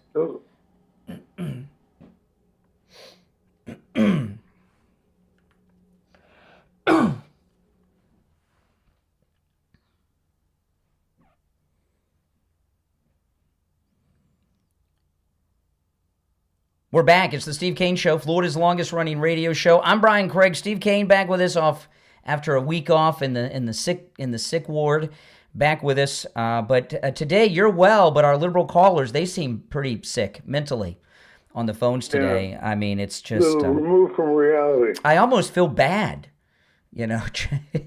I feel like their calls are almost a call for help. Almost feel bad. Emphasis on almost. All right, you want to take? That's what we're here for. That's right. Oh my goodness, you want to take some more calls? Sure. All right, let's go. You're on the air. What's your name? Where are you calling from? Hey, Brian. This is Charlie from Palm City, Florida. Good morning. Hey, Charlie. Hey, Charlie. Hey. I just wanted to add, I walked inside to get a cup of Java and heard on Newsmax that 45% of Democrats are for voter ID. Yes. Yeah. And over 80% of Latinos support voter ID to vote, and over 70% of African Americans support state-issued photo ID to vote. Yeah, well, a lot of people have common sense, but there's a portion of Dems that don't. That's what I'm figuring. No, the Dems know. I love you. The Dems know why they don't want voter ID. They know why. Who would be opposed to that? Well, they don't want ID. Period. Yeah. Go ahead. They don't want ID. Yeah, I know exactly.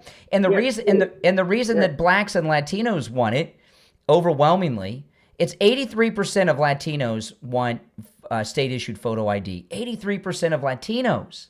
Think about that. And it's 75 or 76% of blacks.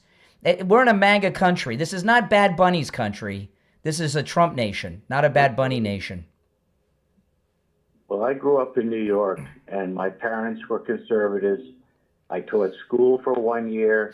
A bunch of liberals left teaching, went into sales, which is pretty much like teaching. Mm-hmm.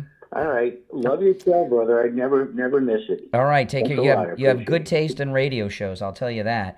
All right. Yeah, man. Let's go. You're on the air. What's your name? Where are you calling from? IB in Broward. Good morning. Yes, IB. IB, how are you doing?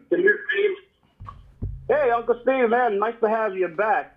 Hey, Steve, what month did you put in the the bet on the Seahawks? What month did you do that? How did you predict that? I did it the weekend.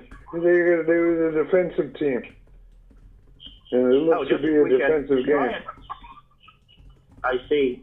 Yeah, I agree with Richie. It was one-sided. Brian, you wanted me to call in about the halftime show, but you did a pretty good job by watching it this morning. So I don't think there's much to say about it.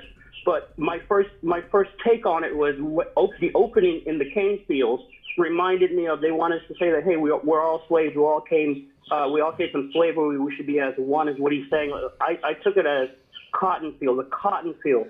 And as he goes through the street and doing his songs, he's looking at, it's only Latino culture that we were looking at there. Only Latino culture, okay? You know, there's that one women, part where Bad Bunny goes to that street vendor that's selling jewelry, and he gets a wedding ring, and he looks at it. Was that fake? Was that like fake jewelry? Because he was looking at it like there was something wrong with the ring. No. I think that's just the theater, because then he give it to like someone on the street, a couple, and the guy proposes to his wife. Yes. So it's just like it's just all visual crap. As for grabbing the groin, that's all like just gangster stuff, like they used to do in rap, because you know Jay-Z is the one in control of this, and that's all gangster. If you know what I mean? Why he's grabbing his crutch. Okay. And the women is totally disgusting, forgetting all the children watching with their families and the dads and such. I saw it as a professional twerk, like they're competing against other people. That was overkill, okay? And Trump post says it best. It was a slap in the face to America. Yes. And as for the Chris Rock, I didn't know. Kid Rock. I only saw that Kid guy Rock. one time, but I no. The guy, the country singer. I only saw him one time before. Yeah. And I love the combination of the country and a little bit of heavy metal in there, and a little metal in there. That was awesome. Well, Kid Rock is kind of like I forgot what they name it, the hillbilly rock kind of thing. It's not like rock and roll. He does like a hillbilly country style of rock. Kid Rock. I always thought. I could be wrong. Yeah, all right, awesome. but you know, And IB, after you began this call by saying there's not much to say about the halftime show, and then you're saying all this stuff. So which is it? I don't know. All right, figure that out. All right, appreciate the call. All right, let's go. You're on the air. What's your name? Where are you calling from? Hello. Yes, you're on the Hello? air. What's your name? Where are you calling from?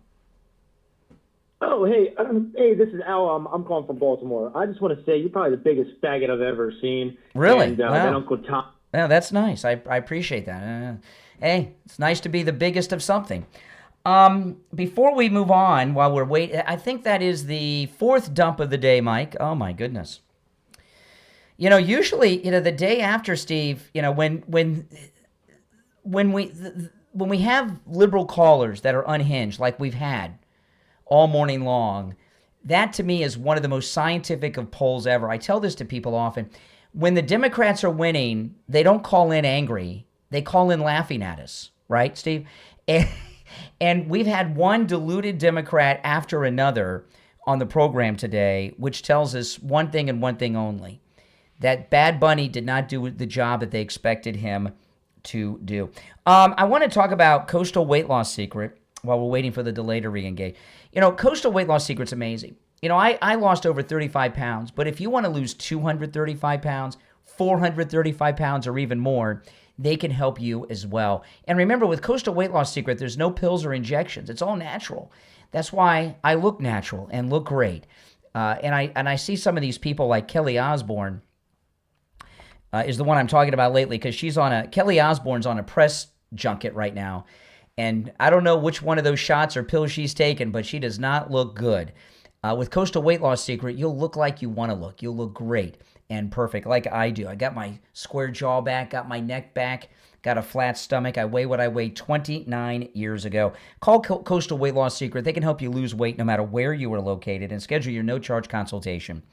561-247-6300. 561-247-6300, and online, coastalweightlossecret.com. So, Steve, did you have a theory on the Savannah Guthrie kidnapping? Well, yeah. I mean, when it first happened, in the earliest stages of it, I was kind of suspicious. I think it's somebody in the family, or very, very close to the family. And when you get right down to it and you listen to all the specifics and the choices that it could be, I think it's I got my eye on the brother-in-law. And the cops do, too. Over the weekend, he was the last one to see her, by the way, the brother-in-law. Yeah, last one to see her alive. There were big developments over the weekend. First, the local sheriff, they got a warrant and confiscated the sister and son-in-law's car.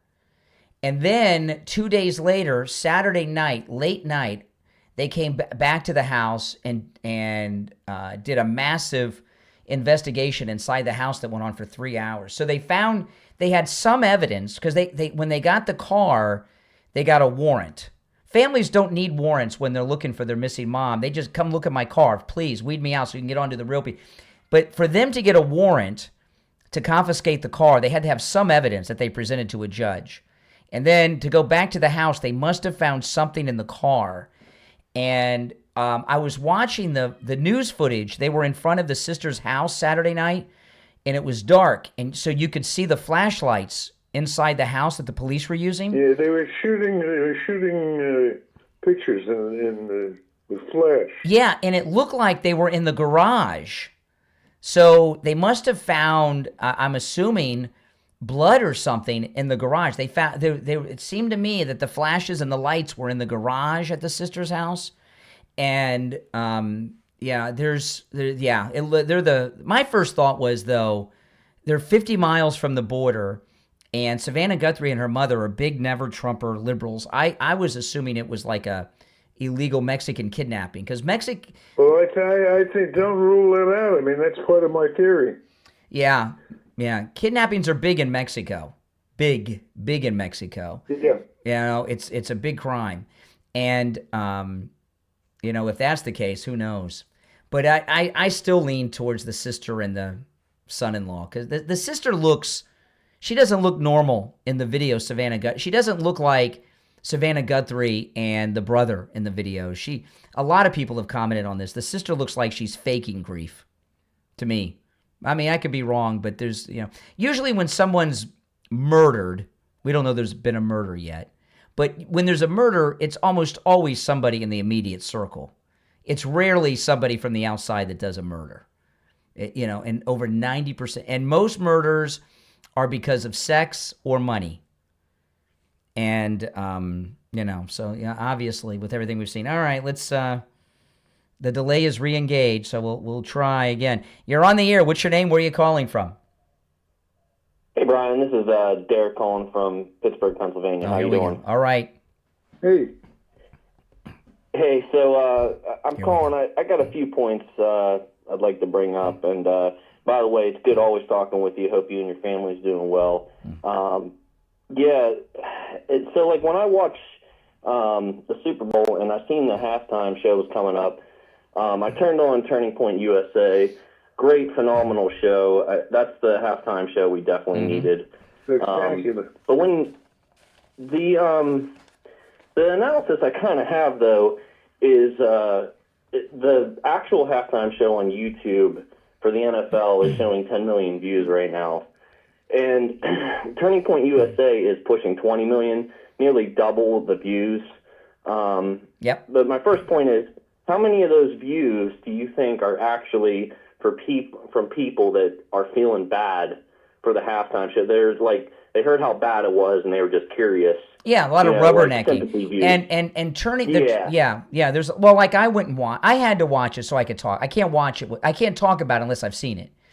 And Right. and the Turning Point was on multiple platforms. Although there was some controversy, Elon Musk would not allow the Turning Point halftime on X. And there's been no explanation given. They've said something about copyright or something, but didn't give any specifics. Do you think that if there was more publicity for it going up to it, because we know a lot of the information is suppressed by the liberal media, but do you think if there was a little bit more outreach to try to tell people about it, that it could have potentially rivaled the NFL's views? It will by the end of the week. Well, I'll tell you, Steve doesn't even use the internet, and he watched it. So I don't, yesterday morning, Sunday morning, I heard Andrew from Turning Point. He was on Fox, and I could tell he was nervous. He was there to promote it, and I could tell he was nervous that they wouldn't have the views that they were hoping for.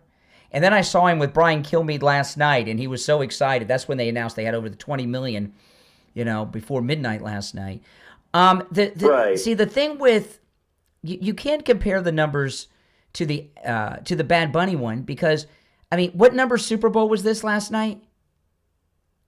60. So you got 60 years of a television habit where it's on every television in America, every sports bar in America, right? So the game. So so the numbers are not really accurate. For whatever number they give us for the Bad Bunny halftime won't really be accurate.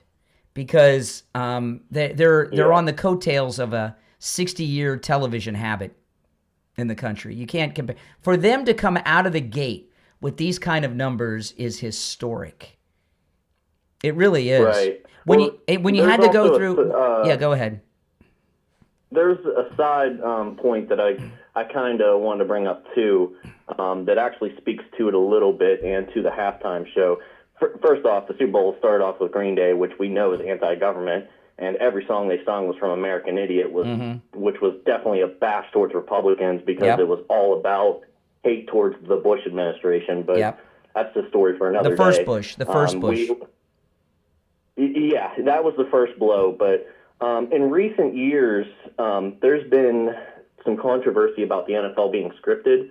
Do you think the Patriots losing, and I'm not a Patriots fan, I'm just an objective observer, do you think that played into the script of what do you mean? You mean are the games fixed? How so? What's your theory? Well, because we kind of came out with this anti-American kind of message, starting off with Green Day. That's Roger. Listen, we got to run for the break because we're late. Roger Goodell is a well-known liberal jerk, and he scripted this to be an anti-Trump thing. Green Day made a tragic error. They could have had a comeback if they would have come out with pro-Trump music. Their audience is my age. Green Day's audience is MAGA, whether they know it or not. And I bet you. Well, they were trying to avoid charges of being biased or trying to stir things up. Yeah. They had to be a little bit careful. Well, listen, I got to run. We're very late for the break in the Gold Report. So I'm sorry to cut you off, caller, but call back again. Steve, I'm going to put you on hold. We'll be right back. I lost track of time. We were very late. Oh, my goodness. If you're on hold, stand by. I shouldn't have taken that call before the break.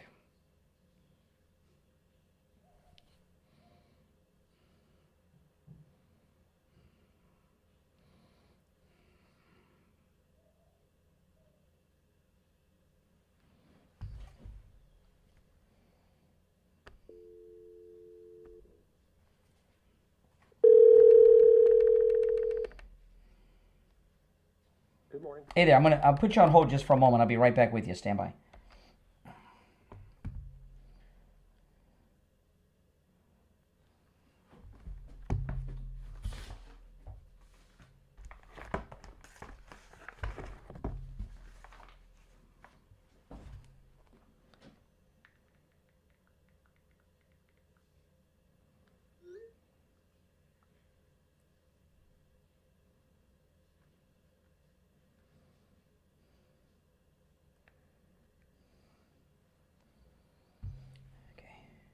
All right, Steve?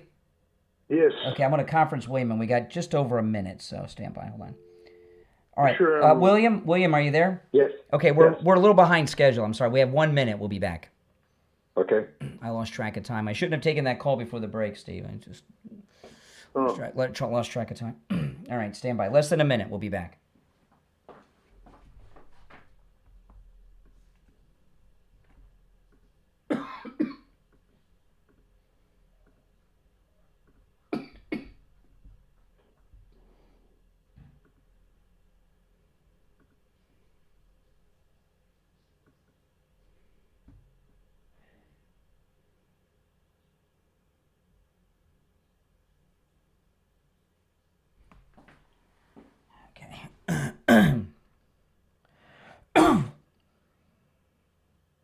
Okay, 15 seconds. All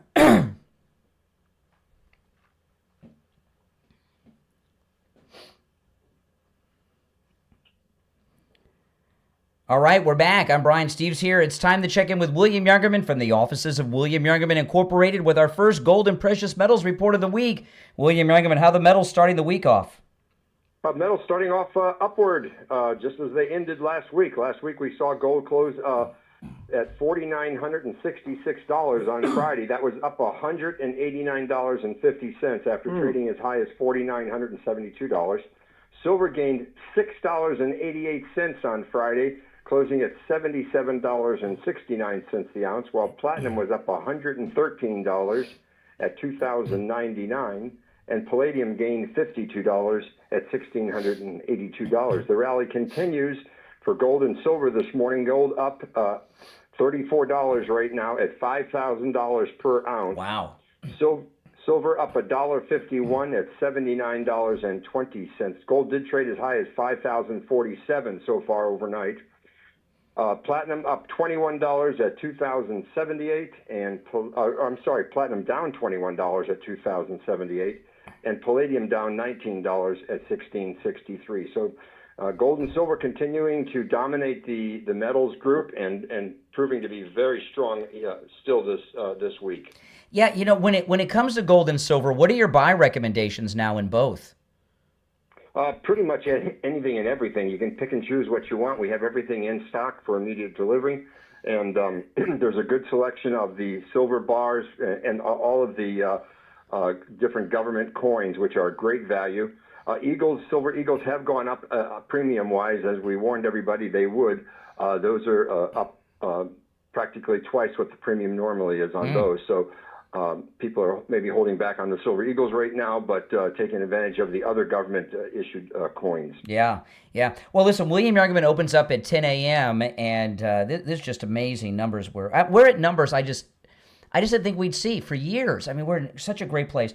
Give William Youngerman a call. He opens at 10 a.m., 1-800-327-5010, 1-800-327-5010. Stop in. He's located at 150 East Palmetto Park Road in Boca, which is on the first floor of the Bank of America building, immediately east of US 1 Federal Highway on the south side of Palmetto Park Road.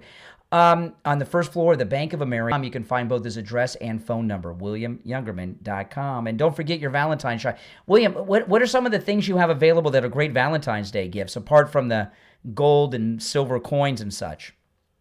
Yeah, we have great jewelry items for Steve Kane listeners. You have to ask to see them because we only wholesale them. But to our Steve Kane listeners, we make all of our gold and sterling silver jewelry available to our listeners. And it's for mostly just the gold and silver value. You can buy these beautiful jewelry items. All right, William, we'll touch base tomorrow. Okay, have a great day. Thank you. All right, take care. You know, Steve, the Savannah and Guthrie mother kidnapping / murder. I mean, do you think you think the mother's dead or alive, Steve? Oh, she's dead. Really? She's been dead for a while. Of course, she was medication that she required to stay alive, and she's been off it for over a week. Yeah. Well, you know, so. Plus, if you look at this, if you look at her face when she was making that last statement for the ransom thing. Oh yeah. I mean, you can see it in her face. Yeah, she knows. She's like, it's like impossible at this. Well, they haven't given any proof of life. You know what I'm wondering? The prime suspect is obviously the son-in-law, and so there's a couple things about that I wonder is. If it is the son-in-law, who obviously the police think they're the prime suspects, that's why they confiscated their car and then went into the house on Saturday night. If it's the brother-in-law, the first mystery I have is that I wonder, was the sister in on it, or is she just covering up for what her husband did at this point, or was the sister in on it? My guess would be that she's not in on it, but yeah. You can't tell. She definitely was in. I don't know. Yeah, it's hard to tell for sure. It is hard to tell, and you know the couple things. Then I wonder, the ransom note. It's $6 million in Bitcoin. So, at this point, if it is, no matter who it is, but if it's the son-in-law, is the $6 million ransom real? Meaning, are they just putting? If it's the son-in-law, is he putting out this $6 million ransom in Bitcoin, crypto, as a kind of diversion to try to get the eyes off of him? I haven't heard them comment on that issue. Yeah, because in a high-profile case like this, if you get the money, no matter what form it is in, and you somehow manage to get possession of the money without getting caught doing it, and things are so high-tech today, I don't buy that if it's the son-in-law, that he could get the money in Bitcoin and not get caught. You can't spend the money, because if you got away with getting the ransom and they didn't catch you getting the ransom, if you start spending the money, they got you, right? So there's no way that if it's the son-in-law that he could get the money and get away with spending it at this point. It's impossible. So, you know, yeah.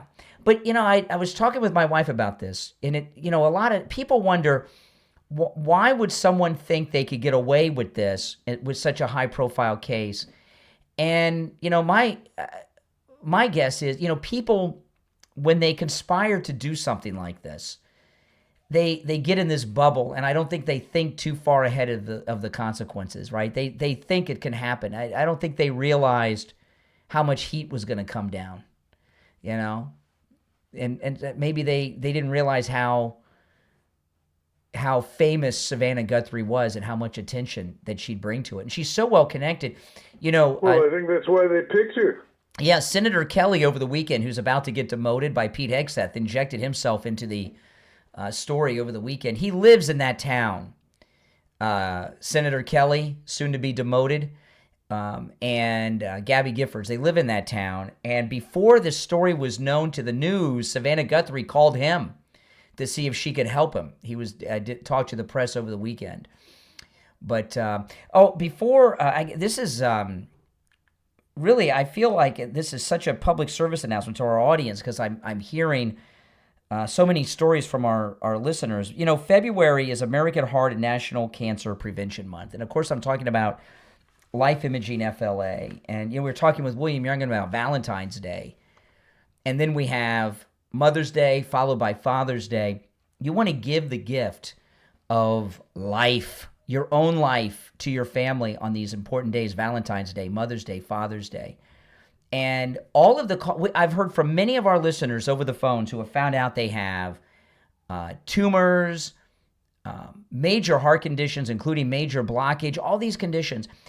Many different conditions have been found through the scans over at Life Imaging FLA from our audience. But there's been one consistent thing with all of them. All of them had zero symptoms of any heart trouble or cancer. All of them had zero symptoms, but still they found out that they had problems of differing degrees. Some of them major blockage. And it's really amazing, Steve, in particular with blockage and these heart conditions, how people have no symptoms. And then they go in for the scan and find out they got a major problem or a cancer. Life Imaging FLA has locations in Broward, Palm Beach, and Dade County. When you're over there, make sure you ask about the cancer screening too. I've had both of these scans. They take just a few short minutes. You don't have to get undressed. I wore my clothes, even kept my watch on, okay? Call Life Imaging FLA for your free heart scan now with a few minimum requirements, valued at $699. From your cell, call pound 250 and say free heart scan. You'll be connected in seconds. That's pound 250. Just say free heart scan. You'll be connected in seconds. Well, that's about all the time we have for today. We have just over a minute left. But my guess is, Steve, on the Bad Bunny thing, that's going to be a massive backfire for the left. Massive backfire. I think it already is. Yeah, it is. As you could tell from the callers. I mean, it's just boom. You know. Yeah. And by the way, I know we don't have much time, but you said you made your bet on the Super Bowl over the weekend. You usually make your bet at the beginning of the season. Well, I lost my season bets, so I was betting on a tab. Oh, you were betting to try to recover what you were going to lose. In winning this bet, it broke me even for the whole season. Oh, there you go. All right. Okay. I'll believe you. So you I believe can't complain about that. Exactly. Not a good entertainment for nothing. Yeah. Well, you know, that's what professional gamblers like you do. You know how to do it. Most people like me, if I were a gambler, I would just be a loser. I wouldn't know how to hedge my bets like that. But no, the Bad Bunny halftime, big backfire. The Turning Point USA All-American Halftime Show, a big victory. And, you know, their only hope is if they find the mother today, it'll lessen the damage they did with Bad Bunny because it'll hijack the news cycle. Otherwise, it's all going to be about how bad. All right, that's all the time we have for today. We'll see you tomorrow at 6 a.m. It's the Steve Kane Show. Steve, sir, I'm Brian. See you then. Okay. All right, Steve, I'll talk to you later. All right, take care. If you're new, make sure that you subscribe, okay? This is most definitely where MAGA comes to talk. The show flew by today. I mean, it's been 3.5 hours. The show, I feel like I just came on the air. And some pretty good calls today. But I think you guys would agree, the liberal callers, did they sound depressed today? Nah. And why did they sound depressed? Because Bad Bunny backfired on them. If you're new, make sure you subscribe. And please like the video. Liking the video helps get the video recommended to people that have not yet found the channel. So please, before you go, like the video, all right? My name is Brian Craig. This is where MAGA comes to talk. Thanks for watching. I'll talk to you next time. Take care.